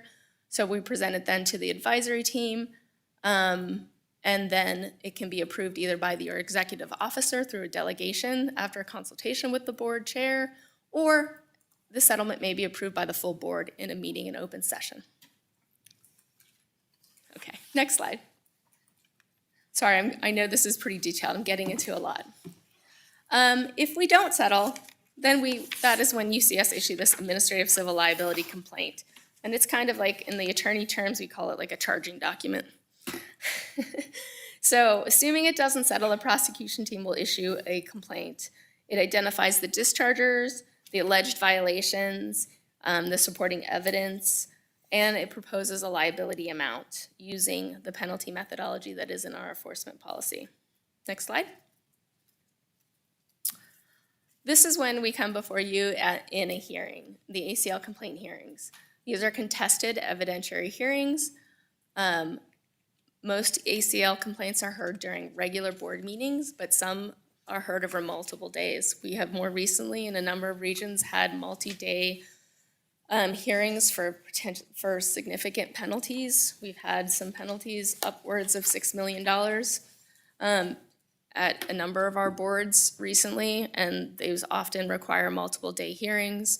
We've had some boards choose to do site visits on some of the bigger cases prior to doing the hearings. It can get pretty entailed and can involve a lot of your time. The board is, again, the neutral decision maker, but there is no opportunity to fund any of those projects that we just discussed, a supplemental environmental project or an enhanced compliance action. Those, again, are only funded through an agreement and a settlement. After a hearing, sorry, we went to the next slide. That's okay, you can go there. After the hearing, the board, of course, would issue the decision. Another route we can take if we're unable to reach a settlement is referrals to the Attorney General's office. And this is how we exercise our judicial authority to get civil penalties imposed. Historically, we don't do it very frequently. We have been for more complex cases more recently. It's a good option when we have multiple state agencies involved. Then we want to get like a uniform settlement or a uniformed resolution. Let's say CDFW has violations and we have violations. The AG's office can sometimes represent both of us as long as our interests are aligned and reach a resolution for all the state agencies engaged. It would also be a good tool if we had violations that crossed multiple regional boards. We had a responsible party operating and violating in multiple regions. We could seek recourse through the Attorney General's office. It has been used in the past where there's resource constraints and we don't have the staff capacity to bring a case. Some of these larger cases that we've brought more recently before regions, one started out administratively and then we decided we needed to take it to the Attorney General's office. There are some advantages. In that case, we decided to go to the Attorney General's office because the separation of functions had gotten very complicated. We had multiple cases against the party who was filing Public Record Act complaints against us, and as a team, it was difficult to coordinate across those separation of functions on the response to those actions. It also allowed us to talk directly with the board and strategize directly with the board on the enforcement. The board was interested in having more say. At the time, we had an interim EO in the region as opposed to a appointed EO. And so we dropped the separation of functions and referred it to the Attorney General's office and then opened discussions directly with the board on the enforcement strategy. So there are times when this makes sense. It can also be expensive. You lose some element of control over your case and the timing of your case. I hate to generalize, but they do tend to drag on a little longer. Next slide. All right, I'm gonna pause here. I can stop here too if we're good. I have just a few highlights in the enforcement, changes to the enforcement policy that I can highlight for you, but I wanted an opportunity, while all of that information I just dumped on you is a little bit fresh, to ask any questions you might have about the enforcement process and anything that I presented to you on that. Go ahead, Denise. I don't have any questions, Yvonne, but I would say that was very thorough. As a board member, I've sat here and over the years and, we've made decisions on ACLs, but not having the full understanding of all that goes behind. So I really appreciate that exercise you walked us through. Thank you. Thank you. Go ahead, Sean. Yeah, I too want to say thank you for the very thorough presentation so far. The only question I have is, how many languages do we have now currently in terms of communications with the other parties? So we have the ability, we work with OPEDA to translate documents and get in-person translators when we have hearings. I don't know if there's limits on which languages we can provide. We've provided a number of languages depending on the program area or the responsible party. Most frequently, it's Spanish or Hmong. We have been translating a lot of our FAQs in various programs. And again, with some coordination, we're able to, and we've had to bring in translators into the hearings for purposes of those hearings. We will accommodate what the needs are.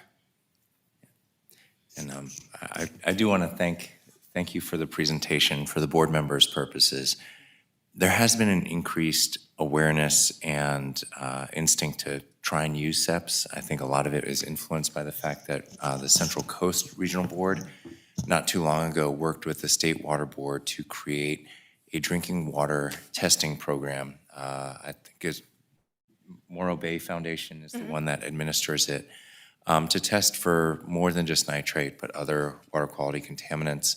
So there's been some interest in working through those type of solutions.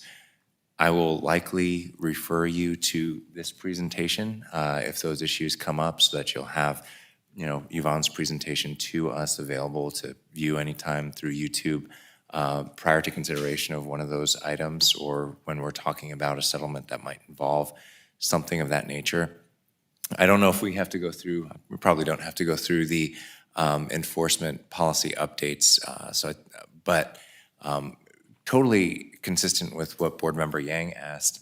The big ones for our region, the updates, there's a lot of nuts and bolts and mechanical updates, but the big one that I want to just let you know is there's an increased emphasis on EJ outreach in connection with both the enforcement action and potential settlements. So, for example, if the board is aware of, or the board actually does a little bit of research and finds out that a disadvantaged community is potentially affected or interested in the settlement, we will engage that community in a language that's spoken within that community to try and let them comment. Every once in a while they'll say, "This is great, thanks for doing this enforcement work." And other times the community might raise their hand and say, "No, you don't even know what's going on around here. We have other types of complaints that we'd like to articulate to you." Sometimes those are complaints that can be addressed by the action. Other times those aren't complaints that are addressed by our agency, and we can refer them elsewhere. But I think that's the big one for our region. Yeah, that is really a big one, and we outline in the policy that we do have resources in OE. We have an environmental justice liaison, and we work with OPEDA closely. We can definitely facilitate that outreach in those meetings, which is recommended in the policy. Appreciate that explanation. Thank you.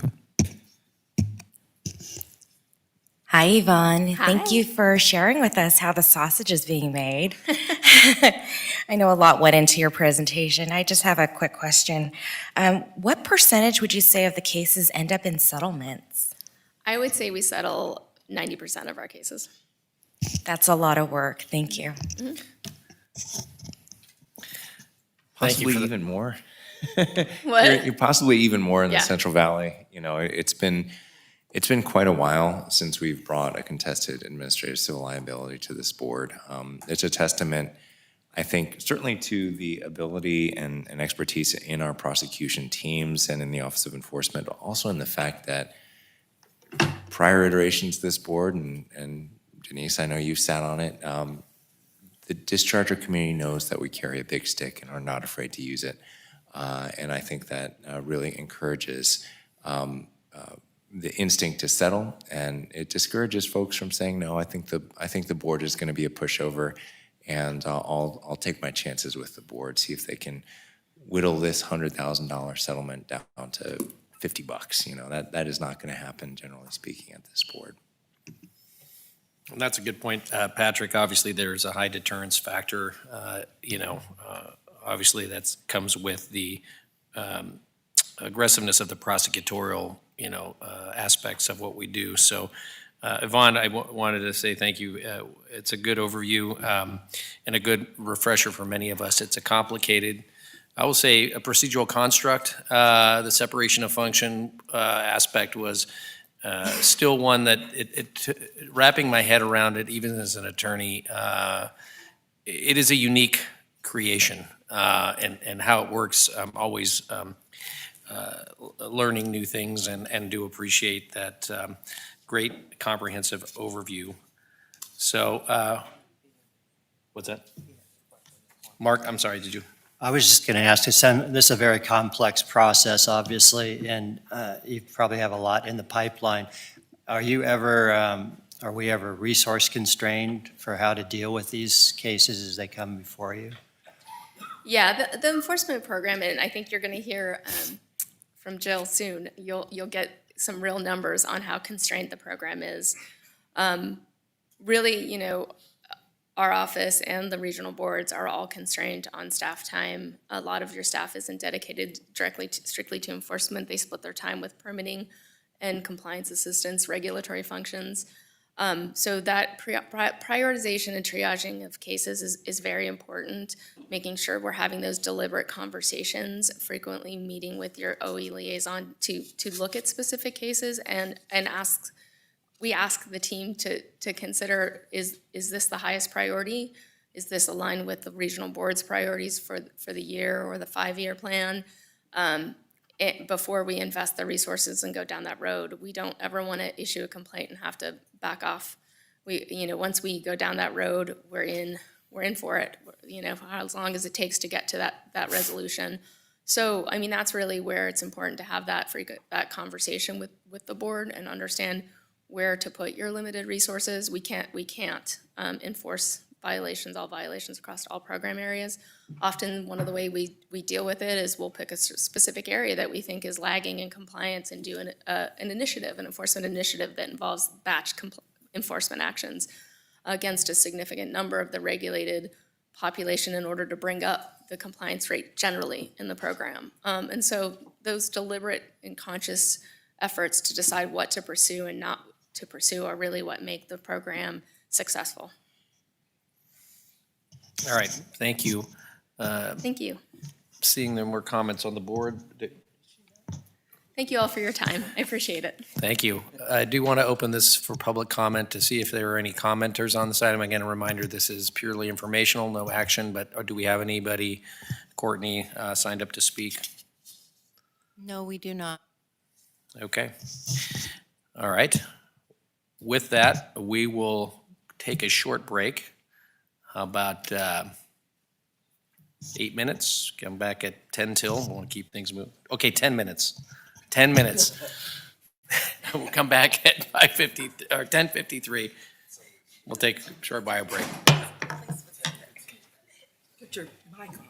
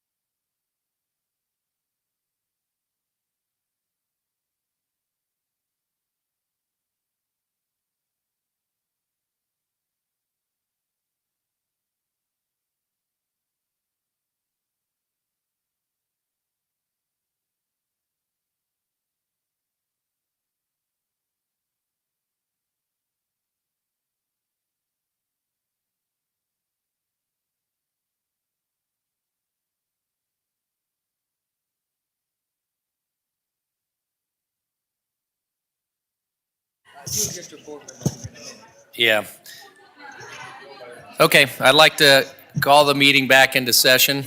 So everybody assume your positions. Jill, I'd like you to not be nervous, but just know that all eyes are on you. And it is being broadcast on a live stream on YouTube. So with that, I'd like to call up the next item. We have a compliance and enforcement program update from our Fresno office. Again, this is informational item only. So I will hand it over to Jill at this point to take over the presentation of this item. Thank you for being here. Thank you. I have a presentation.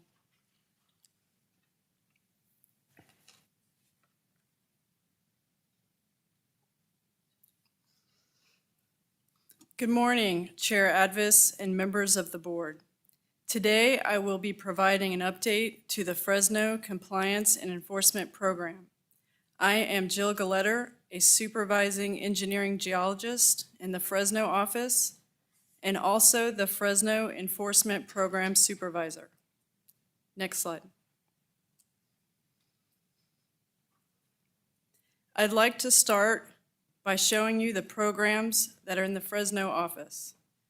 The Fresno office consists of about 80 people who work with a variety of waterboard programs throughout our region, as shown here on this slide. Many staff in our office work on more than one program within their respective units. Within each program, we regulate numerous types of different facilities and dischargers. Next slide. This table highlights examples of the types of facilities we permit under Fresno's different programs. For example, we regulate over 700 confined animal facilities, such as poultry and dairies. The entire Region 5 oil field program is located only in the Fresno office, and we regulate nearly 1,300 wastewater disposal ponds throughout the oil fields within our large region. Under our waste discharge to land program, we regulate over 650 facilities. Nearly half of them are domestic wastewater treatment facilities, with a large number being located in a disadvantaged community. Under our stormwater program, we permit about 1,800 sites, which include industrial, construction, and municipal type permits. And lastly, for our irrigated lands program, we regulate a variety of farmlands, such as almonds, pistachios, grapes, and tomatoes. The number of almond farms alone that are registered with the Fresno office is over 8,000 farms. Once again, this is just a snapshot of the facilities we regulate in the Fresno office. Next slide. I would like to show you the kind of enforcement that comes out of our programs. This chart highlights the number and type of enforcement actions that our office produced during the fiscal year 2024-2025. As you can see, the majority of our work consisted of NOVs, or notices of violations, and non-compliance letters. Typically, violations are discovered through inspections and sometimes from spills, complaints, or issues related to monitoring reports. We also issued quite a few enforcement letters, which are informal notices of minor violations tailored to an individual facility. Dischargers typically are responsive to these letters and are able to get back into compliance. We also issued 3 Water Code Section 13267 orders, which require dischargers to submit technical reports.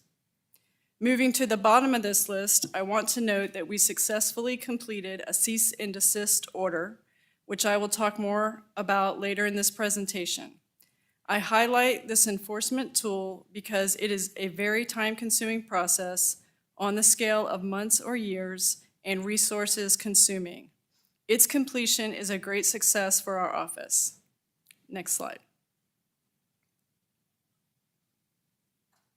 When it comes to enforcement, we have a consistent approach to each case, but the resources we use will depend on the program.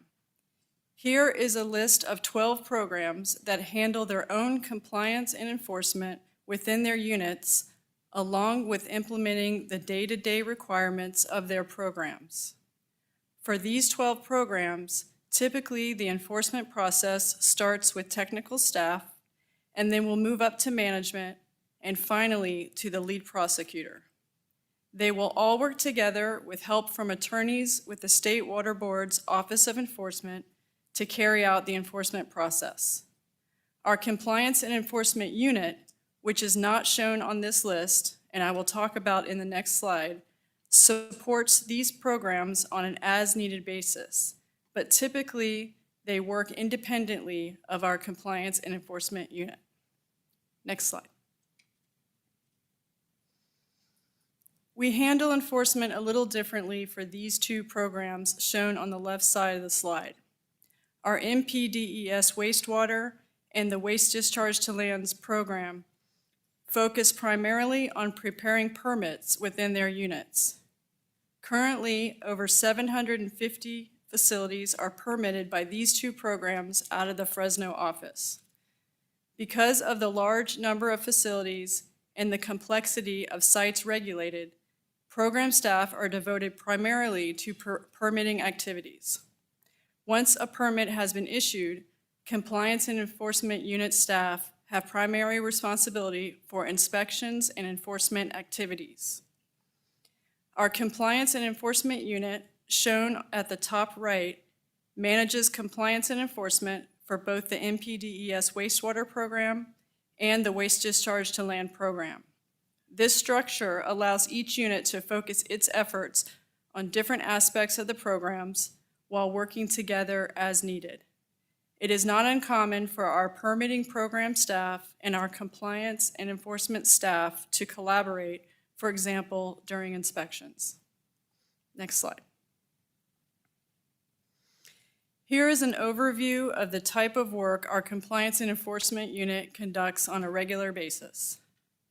As just mentioned, staff in this unit are responsible for evaluating compliance and taking enforcement when needed of over 750 facilities permitted under the MPDES wastewater and waste discharge to land programs. Staff evaluate compliance primarily through conducting inspections and reviewing monitoring data submitted by dischargers. When non-compliance is identified, technical staff work with the unit's senior engineer and upper management as necessary to prepare enforcement actions. Additionally, the Compliance and Enforcement Unit responds to 75 to 100 public complaints annually, such as odor complaints, reports of nuisance discharges, cases of suspected unauthorized discharges, and reports of wastewater spills. They investigate when needed and take action where appropriate. Next slide. To give you an idea of our resources, here is a chart showing staffing within our Compliance and Enforcement Unit. As shown here, 3 staff are responsible for the 752 facilities regulated by our MPDES wastewater and waste discharge to land programs. That results in more than 250 sites per staff person. As the Fresno Enforcement Supervisor, I work with the Fresno Enforcement Senior and unit staff to prioritize sites in alignment with the regional board's priorities and our enforcement policy. Next slide. The map shown here has Region 5 in the blue color, which expands from the Oregon border south to Los Angeles County. Although program specific, most of the facilities we regulate are within the counties shown by the red outline. As you can see, the Fresno office covers nearly half of the geographic area of our region. This results in some unique challenges not seen in more densely populated regions, including limited or non-existent infrastructure, significant time travel between sites, and remote and/or hazardous terrain. Next slide. Fresno compliance and enforcement staff each have workloads targets for planned inspections throughout the fiscal year. However, sometimes unplanned inspections are needed following a public complaint or accidental spill. Oftentimes, it is necessary for staff to respond immediately after a complaint, allowing them to inspect, document impacts, and preserve evidence. Unplanned inspections can lead to numerous follow-up site visits and even enforcement actions, requiring staff to rebalance priorities in an already heavy workload. The Southern Central Valley also faces unique challenges when it comes to groundwater concerns and how it relates to prioritizing enforcement. The groundwater is relatively deep, making it challenging to determine the threat to groundwater quality at various facilities in our region. In many of these areas, we get little recharge, and access to groundwater continues to deepen with time as we use it for irrigation and drinking water, further complicating the evaluation of water quality in our area. Another very common challenge we face is related to the legacy industries here in the Southern Central Valley. As I just mentioned, irrigation. Agriculture is a great example of legacy industry with its history of pesticide and fertilizer application, making it difficult to determine potential impacts to water quality from current operations versus historical practices. We will briefly discuss an example of this challenge later in the presentation. Our enforcement team faces similar challenges in other programs, such as near dairies, industrial sites, and in the oil fields. Next slide. Now I would like to highlight some of the enforcement work that came out of the Fresno office recently. Set and Pistachio is a nut processing facility in Terra Bella that is regulated under our Waste Discharges to Land program. The facility is highlighted in yellow, and their former wastewater storage pond is shown in blue to the west of the facility. The town of Terra Bella has been designated by the state of California as a disadvantaged community, having a disproportionate burden in terms of pollution and socioeconomics. Its population is approximately 2,900 residents, and 2 schools, an elementary and a middle school, are located just east of the Set and Pistachio facility. Between 2018 and 2021, the Waterboard staff and the local air district received over 300 complaints from Terra Bella residents of objectionable odors and alleged the pistachio processing facility as the source. Our compliance and enforcement unit team investigated the complaints and found Set and Pistachio to be in violation of its permit under the odor and nuisance provisions.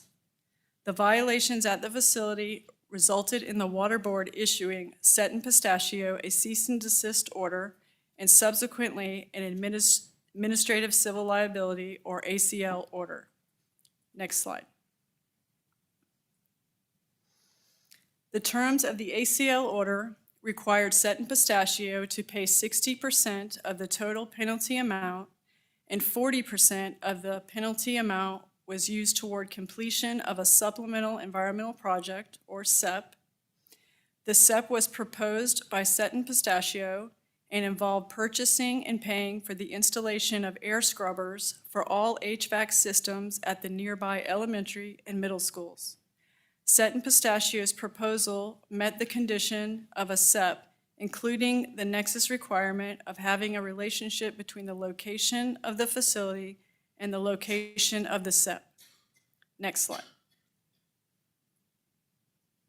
Set and Pistachio successfully installed the air scrubbers into the 2 nearby schools, which are located within the red area on the map.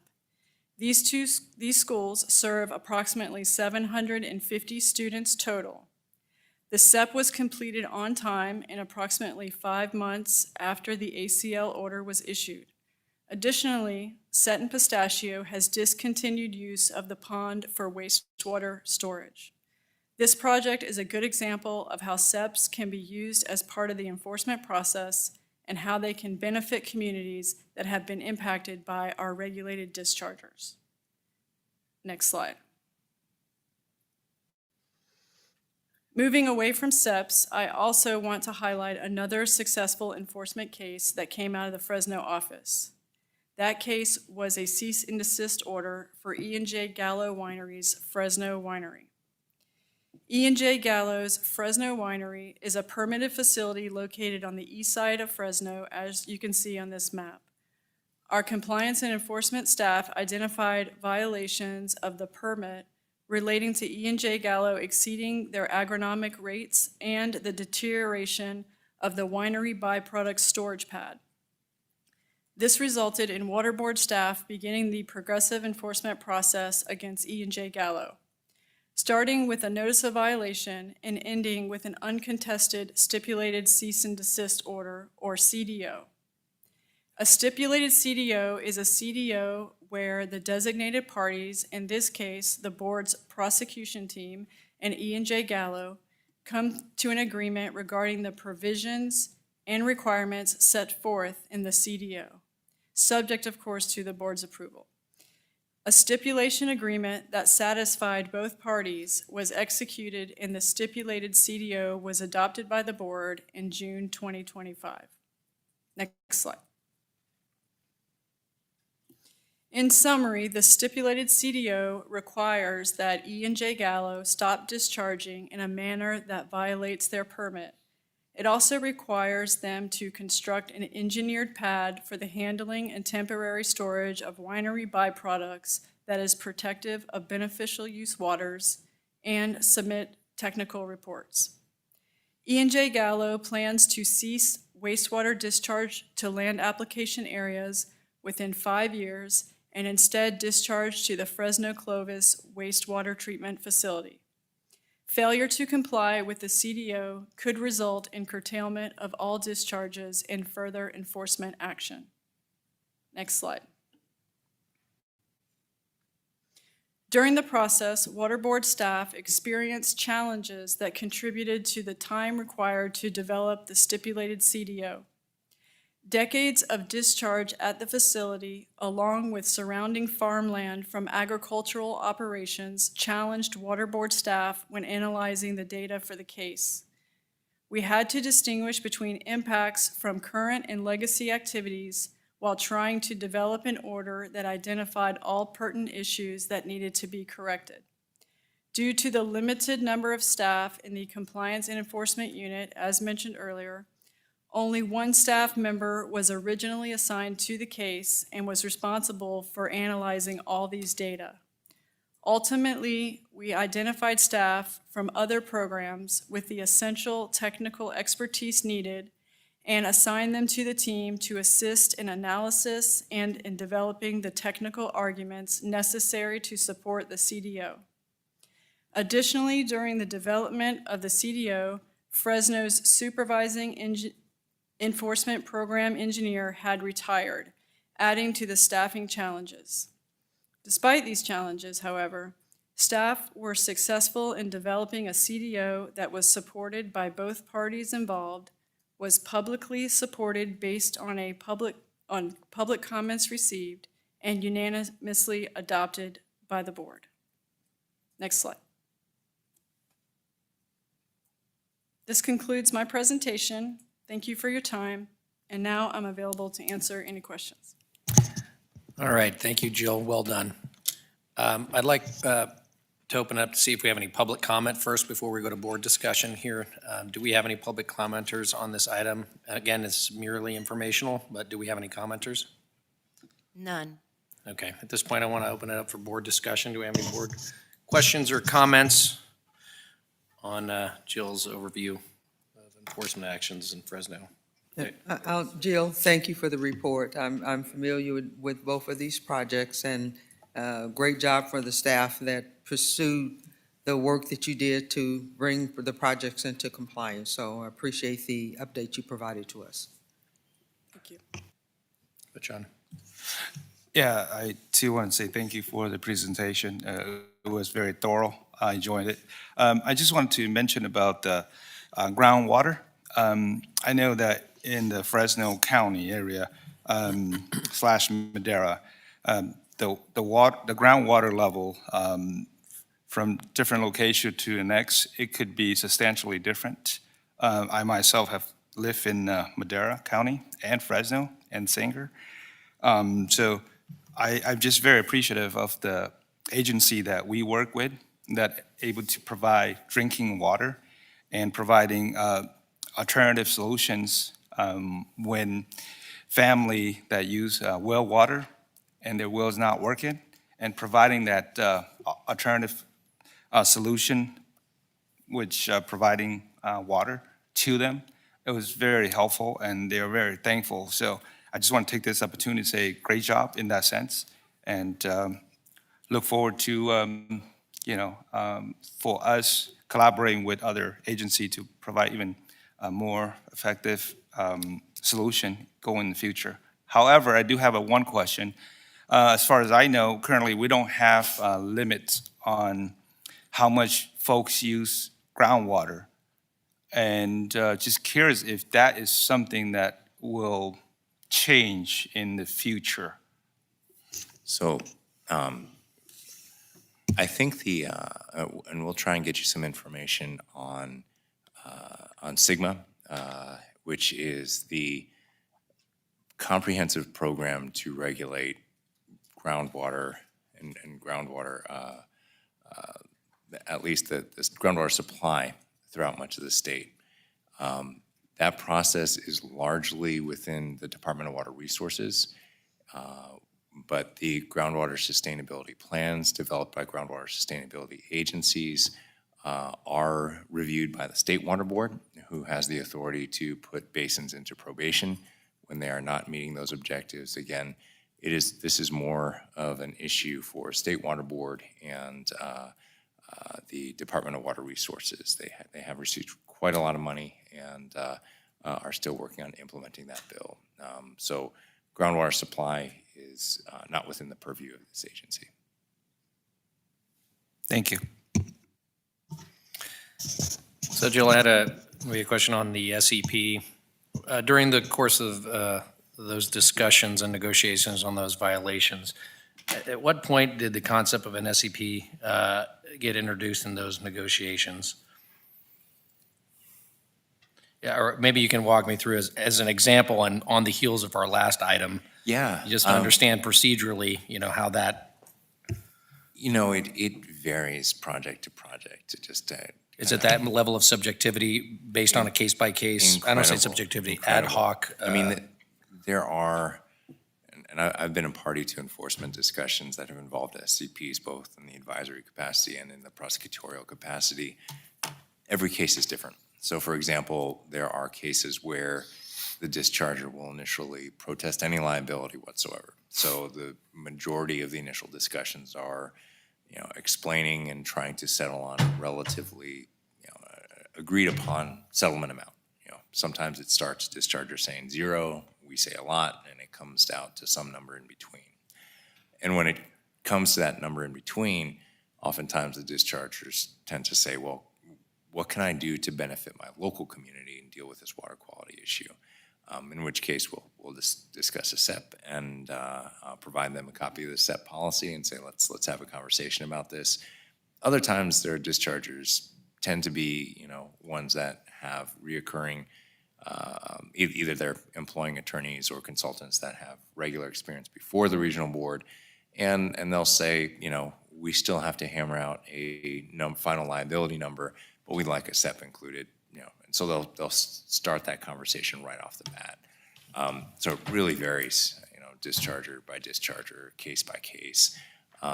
Sometimes it's at the very end. It actually has happened where we are just about to finalize that settlement, and they say, well, wait a second, maybe I do want a SEP after all. And a lot of those discussions, of course, happen internally. Sometimes SEPs are proposed by dischargers that have a board to answer to, and so they'll present, just like we do in closed session, here's a settlement to the regional board, and a board member or two will say, well, can we do something to keep that money local? And at which point they'll come back to us and say, our board approved the amount, but we want to see what we can do for a SEP to address that. At other times, we get all the way through the process. We are about to resolve that order. I'm about to sign it, and they say, wait a second, are you telling me a SEP costs a little bit more to implement? And it does, so we have to cover our oversight time for that. And then they say, I'd rather just cut a check and send it to the state water board. So wide variety of times at which it's introduced into the discussion. Okay, that's helpful. All right, any other questions on this item? All right, thank you. I just say thank Yeah. you, Jill. And I wasn't aware how much of the Region 5 territory was covered by Fresno, and the numbers you threw out, pretty impressive, a number of facilities that you regulate. So thanks for the good work, and keep that staff motivated somehow. Thank you. All right, thanks, Jill. Thank you. All right, now moving on to item 11, Irrigated Lands Regulatory Program Update. At this point, I'd ask Eric Warren to come up and provide an update to the board on the current progress towards developing crop-specific acceptable ranges of nitrogen applied relative to nitrogen removed for the Central Valley region. So obviously looking forward to this presentation, and I expect we have quite a few folks, perhaps, maybe not quite a few folks, but we do have some public commenters, I believe. So with that, Eric, please take the mic. Thanks, this is Eric. Yeah, just a small typo on the agenda. We'll actually have one of our Fresno staff, EJ Wardley-Klein, to give the presentation.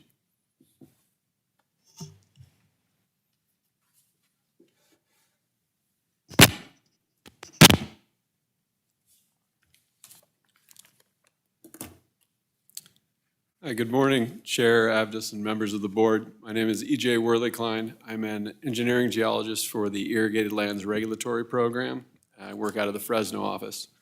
Today, I'm going to be presenting an informational item on the crop-specific multi-year acceptable ranges of applied nitrogen relative to nitrogen removed. Next slide, please.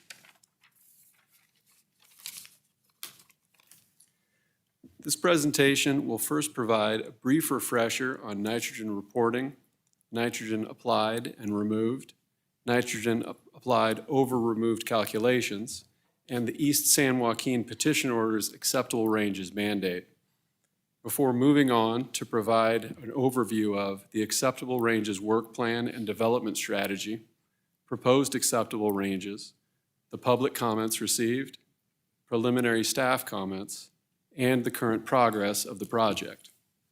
Next slide, please.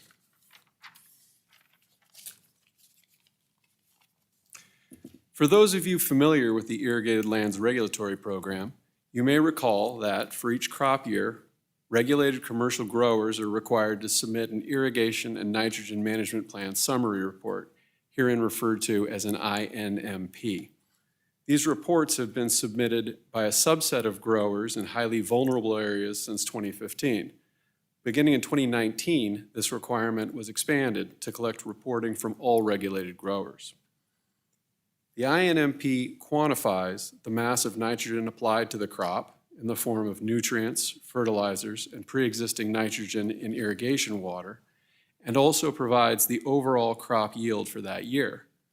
From this yield metric, the mass of the nitrogen removed by the crop can then be calculated by means of a crop-specific nitrogen concentration coefficient, which were originally developed and have been periodically updated by Dr. Daniel Geisler of UC Davis. The most recent update of these Geisler coefficients was in March of this year. Next slide, please.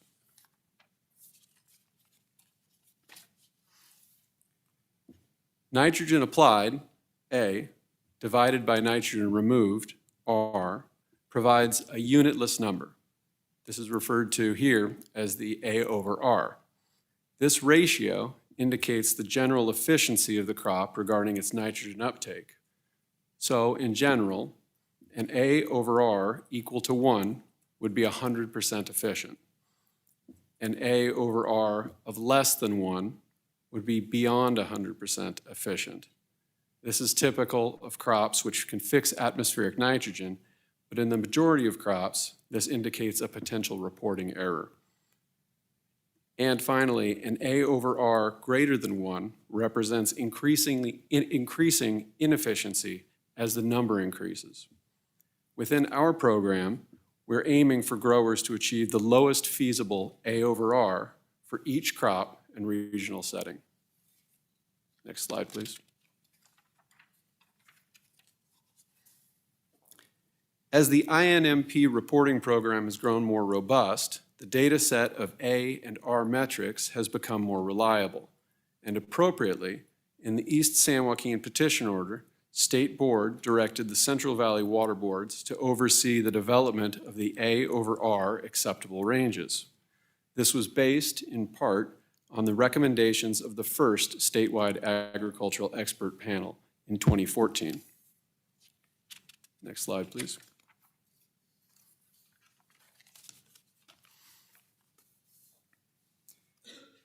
In January 2024, a work plan outlining the development of A over R acceptable ranges was submitted on behalf of 13 growers' coalitions in the Central Valley.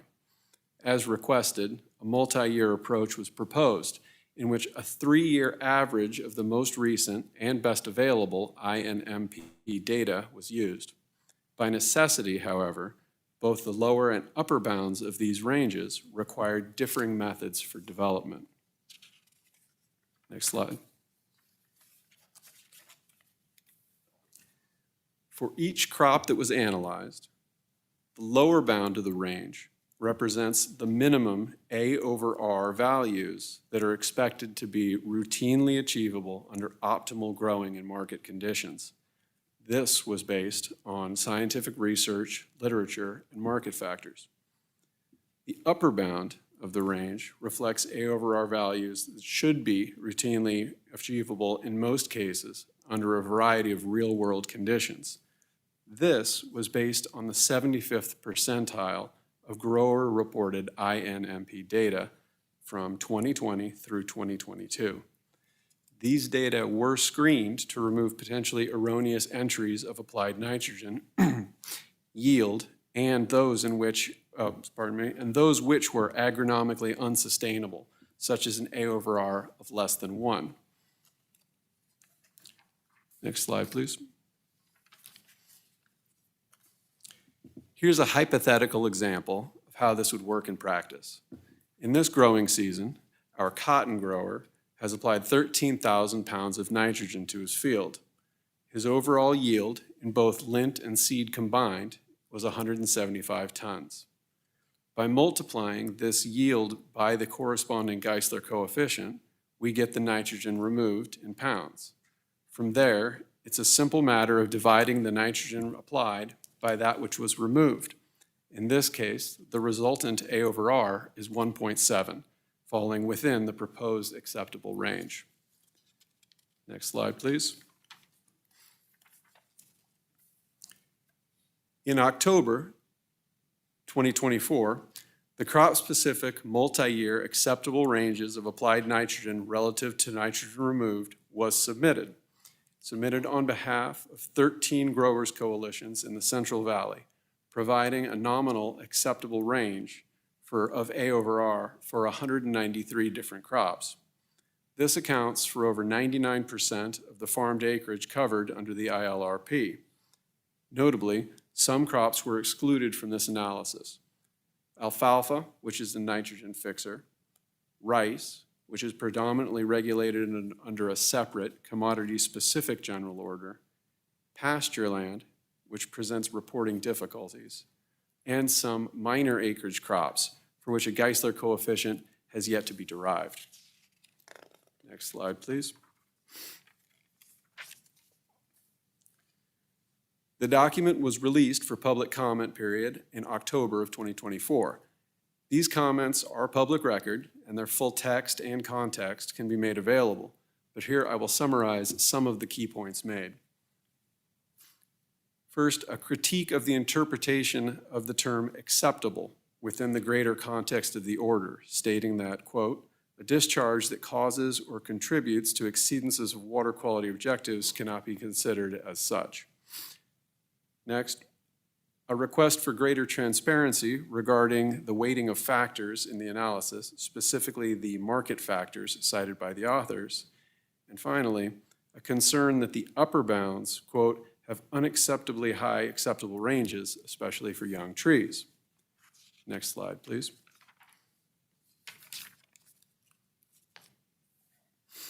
A staff review is currently underway, and here are some of the key points which staff felt necessary to comment on. First, the currently proposed acceptable ranges are not intended to serve as enforceable numeric limits for nitrate loading. Therefore, the term acceptable should not be interpreted as an endorsement of nitrate over-application. Next, to help ensure the lower range values are agronomically appropriate, staff intend to consult with the California Department of Food and Agriculture, CDFA, whose expertise will support a more robust evaluation of the proposed thresholds. And finally, a second statewide agricultural expert panel has been convened to evaluate the role of this and other metrics within the ILR program. Next slide. As I said, the analysis of these ranges is ongoing, and here is the current state of affairs. The A/R acceptable ranges are still under review, and during this process, staff will continue to coordinate with stakeholders, state board staff, and other regional boards to ensure development of appropriate ranges. Additionally, the second statewide agricultural expert panel has been convened and will be holding meetings through the end of this year. In the near future, a final report from the expert panel is expected in early 2026. And in the meantime, collaboration with the CDFA will continue. Once approved, these acceptable ranges will provide valuable feedback to growers regarding their crop efficiency and are also anticipated to serve as interim milestones in CV Salt's Priority 1 Management Zone implementation plans. Next slide. Here are my references. Thank you for your time. Thank you, EJ. With that, Courtney, do we have any speakers on this item? Again, this is informational, and if you haven't put in a request to speak, now is the time to do so. Do we have? We do. Okay. Who's first? Kaya Rivers. All right. Can you repeat who was that? Kaya Rivers. Oh, Kaya. Yes. Is Kaya on? Hi. Good morning. Good morning. Hi, Kaya.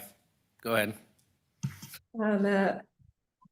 Good morning, everyone. Again, many communities are waiting. Oh, sorry. My name is Kaya Rivers. I'm a senior policy advocate at Community Water Center. And many communities are awaiting for the human right to water to be realized for access to safe drinking water. And the development of the acceptable A/R ranges is an important step towards realizing the human right to water for communities, as these ranges are intended to guide growers to reduce their nitrogen discharges and no longer cause exceedances of water quality objectives for nitrate. However, the proposed acceptable ranges are neither ambitious nor make progress towards achieving the objectives of the Irrigated Lands Regulatory Program. For example, the proposed lower bound of the acceptable ranges for some perennial crops spans from 1.43 to 2.4. And that means that dischargers who grow crops like corn can discharge up to 140% more nitrogen than what the crop can use, and still be considered within an acceptable range of nitrogen discharge. Additionally, the upper bound of the acceptable ranges is set at the 75th percentile of all dischargers, and the agricultural coalitions established the top 75% of dischargers as outliers under the Irrigated Lands Program. This means that dischargers will be considered within an acceptable range as long as the discharger isn't identified as an outlier. Furthermore, the acceptable ranges, as mentioned in the presentation, are used again as a compliance milestone for the CV Salts program. And under the CV Salts Management Zone implementation plans, dischargers propose that it will take 20 years for growers to meet the proposed acceptable ranges. This is unacceptable. The proposed acceptable ranges don't encourage growers to make significant nitrogen discharges, and almost 75 of growers are already meeting the upper end of the acceptable range. We asked the regional board to further analyze these proposed acceptable ranges in order to ensure that they can be used as a tool to guide growers to make nitrogen reductions. And if the regional board does not have the capacity to analyze these proposed ranges, we ask the proposed ranges be reviewed by the State Water Board technical team or by an independent party. Thank you for the time today and for the opportunity to make public comment. Thank you, Kaya. Who do we have next? Oh, I'd like to, if I may, I'd like to take all the public comments first before we have staff responses, so. Up next is Jennifer Clary. Thank you very much. My name is Jennifer Clary. I'm the California Director of Clean Water Action and Clean Water Fund, and I've been working on this program since 2008. The idea of the acceptable ranges, as I read the 2018 order, is that they're supposed to promote reductions in nitrogen application. And in fact, the acceptable ranges that are published here reflect the current status of nitrogen application. And I'm really concerned that you're considering using this document as an interim milestone for CV salts, because that infers that what is the current status quo would be an acceptable status quo to use for interim milestones. So I really would urge you to ask for a stronger number that's going to reflect a reduction in nitrate, because as long as we don't make strides in reducing nitrate application, we're going to continue to have increases in nitrate contamination in the valley's drinking water. Thank you very much. Thank you, Jennifer. Okay, do we have any more speakers? No. Oh, all right. Sorry, we have one more? Yes, we have a phone line ending in 815. All right. A caller with phone number ending in 815, are you on the line? Yeah, this is David Corey with the Westside San Joaquin River Watershed Coalition. Sorry for not being there in person. I've been a little bit sick for the last couple of weeks, and I'll apologize up front if I'm a little bit more muddled than normal in my presentation, because I'm not feeling that great. But just wanted to let you know the Irrigated Lands Coalitions have put a lot of time in this entire program, not just the acceptable ranges, but also our formulas, values, and targets. And to just point out that the acceptable ranges fit in with the formulas, values, and targets together into a comprehensive program to bring growers, where necessary, reducing their nitrogen application rates. So these acceptable ranges are really related to a nitrogen use efficiency number. And, we'd be looking at these to target our outreach, but acceptable ranges are not the only metric we'll be using. We'll also be using the values and the targets as it relates to discharges as well. So it fits together into a broader program.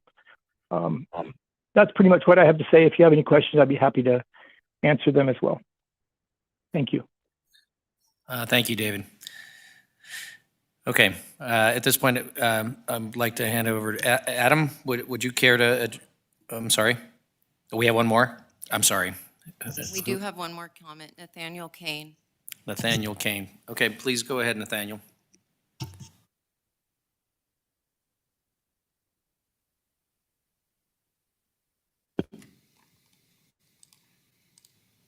Nathaniel, are you on?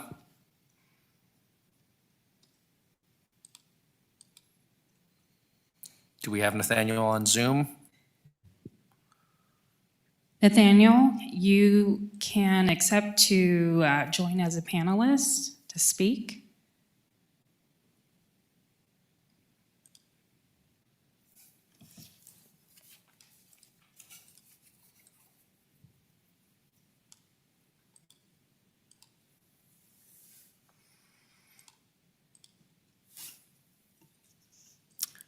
Okay, well, maybe we'll have Nathaniel on. I don't know if he's having technical difficulties, but at this point, I'd like staff, and maybe Adam, I'll let you sort of traffic cop how you'd like to respond to some of the comments raised, and then I'm going to open it up for board discussion.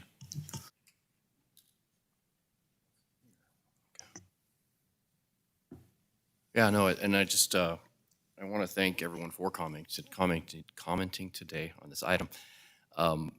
We brought this item before the board today, frankly, because we wanted to hear comments from folks. We wanted you to have an opportunity to hear these comments as we review these acceptable ranges. We have the report, we have the technical information for this report. But just as some of the commenters mentioned, and I believe EJ mentioned in his presentation, we are working with CDFA to see, what their review of these acceptable ranges might be, given their expertise in agronomics and those types of technical information. So, this is a first step. I think we're now trying to gather information on how we might implement these in the irrigated lands program. And as you heard, it's also, these ranges would be implemented in the CV salts program also. So I think that's the first thing, is kind of stepping back a little bit here. We have to figure out, how these ranges would be used. I do disagree that the ranges would be a step backwards. I do think that right now, all we have in our orders right now is a statistically based process that doesn't work terribly well for identifying outliers. It's the best we have, but this would set very clear, very obvious expectations for people and targets to meet. And so in that sense, moving forward with these would, in my mind, be a step in the right direction. And I think the question that we all are trying to figure out now is, how would we institute these ranges?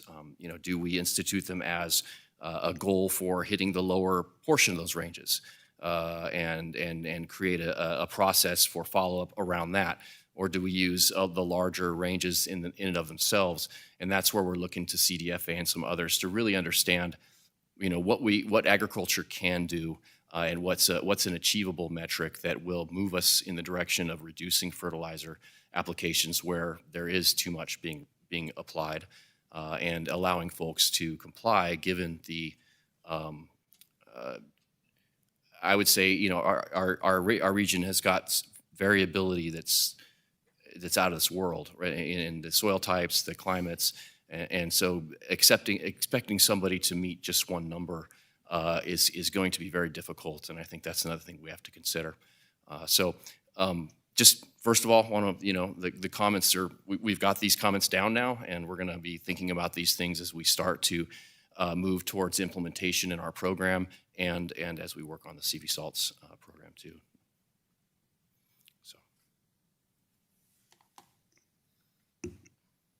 I think I see that Mr. Kane may be available. Can we double check? Am I able to be heard? Yep, we can hear you.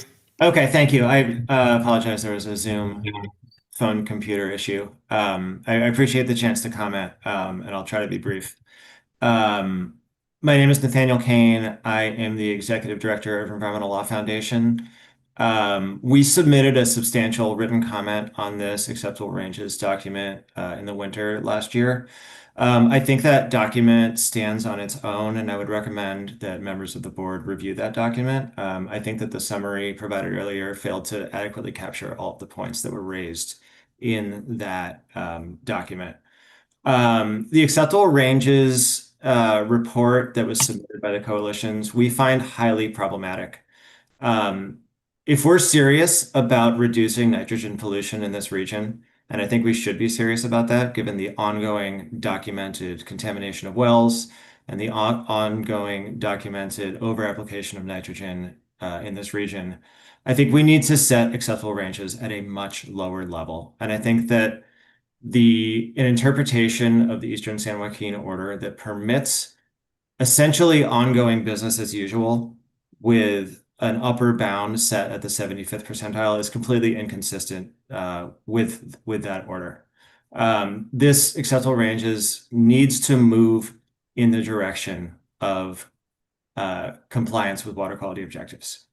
I want to join all the comments by Ms. Clary and Ms. Rivers. This upper 75th percentile bound, it just guarantees ongoing contamination. The numbers in this report are extremely high. So what we would request is, as a first step, is to use actual market data, use actual agronomic science, which is not apparent in this report, set that upper bound at an agronomic rate that is economically achievable, have that be transparent, have that be based on data, and have that be the milestone for an initial acceptable range. But it needs to be better supported if we were going to go in that direction. And I think that this board should strongly consider direction to staff to not approve this document as written. Thank you for bearing with me through the technical issues, and I appreciate the opportunity to participate here. All right, thank you for your comments. I just want to highlight there's no action before the board. This is just an informational item, so I too want to echo my appreciation to commenters. I will open it up for board discussion at this point. So, I'll make a quick comment. Yes, too. please. Yeah. I think there's a few challenges. Certainly this is one of the more contested items covered not only by the East San Joaquin petition, but covered by a 2013 water quality order that the state board adopted, adjudicating some of the conditions in the Central Coast Ag Order. It's also something that came up in the more recent Central Coast Ag Order as something that will be covered by, or is being covered by, the Agricultural Expert Panel. The appropriate way of setting limits on agricultural producers based off of the data that we're receiving on the applied nitrogen versus the amount that can be removed by the crop is squarely within the purview of that expert panel. And I think across the regions, we have been trying to figure out what the appropriate regulatory standard is. I think acceptable is a tough term to use. It's certainly a term that was used in the East San Joaquin order. And I really do want to emphasize that two things. One, this is a process. I think we have come before you a number of times talking about acceptable ranges, talking about targets, talking about values, because we absolutely understand there is no crop grown with the application of nitrogen fertilizer that can perfectly take up every little bit of nitrogen before it leaves the crop zone. And so the challenge is to figure out what is the appropriate level to be protective now, and to ensure that we are on progress towards meeting water quality objectives. And that really means that what is acceptable, what falls within an acceptable range today, is not necessarily what is regulatorily acceptable years from now. And so, again, keeping that all in mind, this is a process that is designed to ensure compliance with water quality objectives, consistent with the CV Salts project, which would set that final compliance milestone 35 years from the adoption of the exception. So lots of words there. Bottom line, this is a process. This is, as Adam stated, it is a statistical analysis based off of optimal growing conditions and real-world growing conditions, and it is something that the board is taking into account, and we're still trying to figure out how to set limits based off of this available information. It is not going to be chiseled in stone as the regulatory standard that the agricultural community needs to comply with. It is something that we are considering as we move towards compliance over the next 35 years.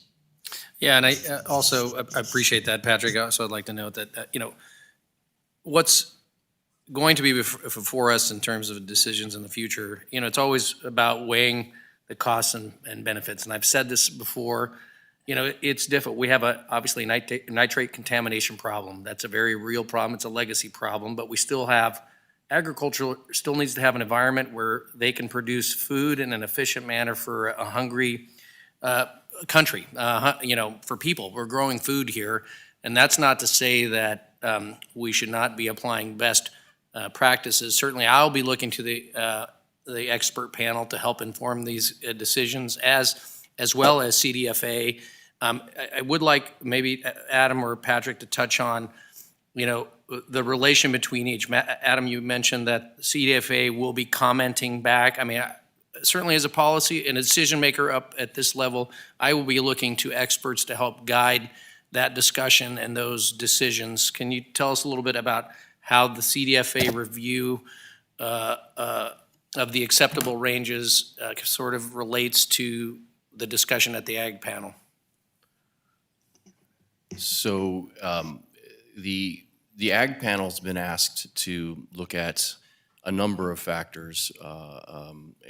One of the chief ones is whether or not actual limits, enforceable limits, should be applied to the use of fertilizer. That's a little different than what the acceptable ranges are getting at. But that I believe that, like Patrick said, that process will inform these acceptable ranges, because frankly, the same information would probably be used in deriving those limits if the expert panel was going to push us in that direction.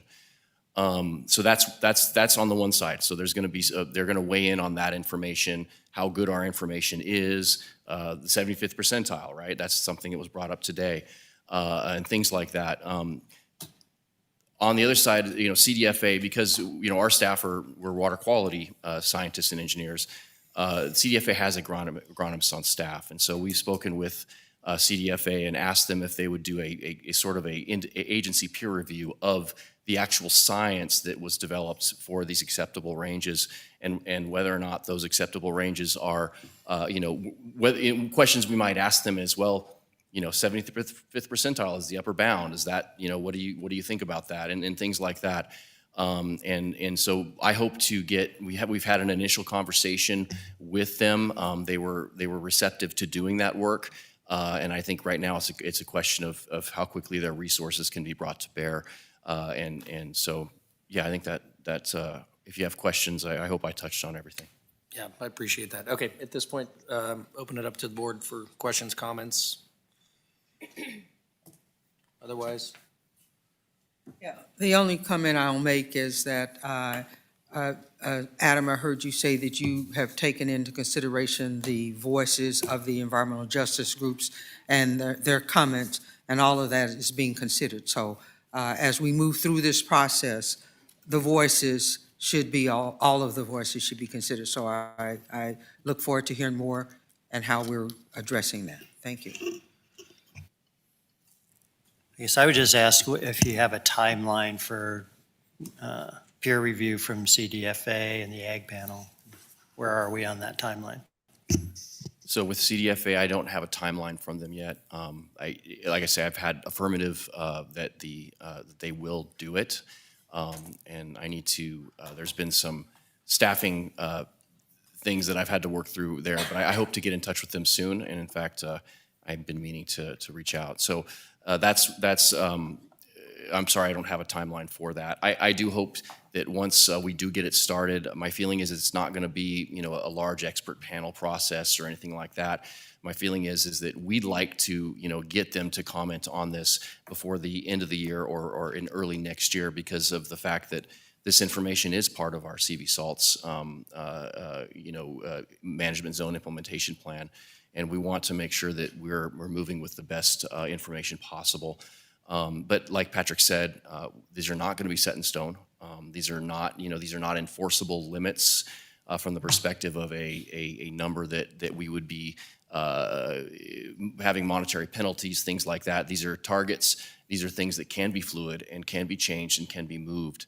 And that's, I think, the good part about them. And and like we spoke about before, I think David brought it up, our permits and orders, that this is one piece. This is a piece that people can look at above ground. We're not looking at models that look at below ground. We're not looking at groundwater data. This is something that someone can say as a grower easily, right? It's not a statistical model, and they're not, it's easily, here's the number I'm shooting for. Here's what I want to shoot for.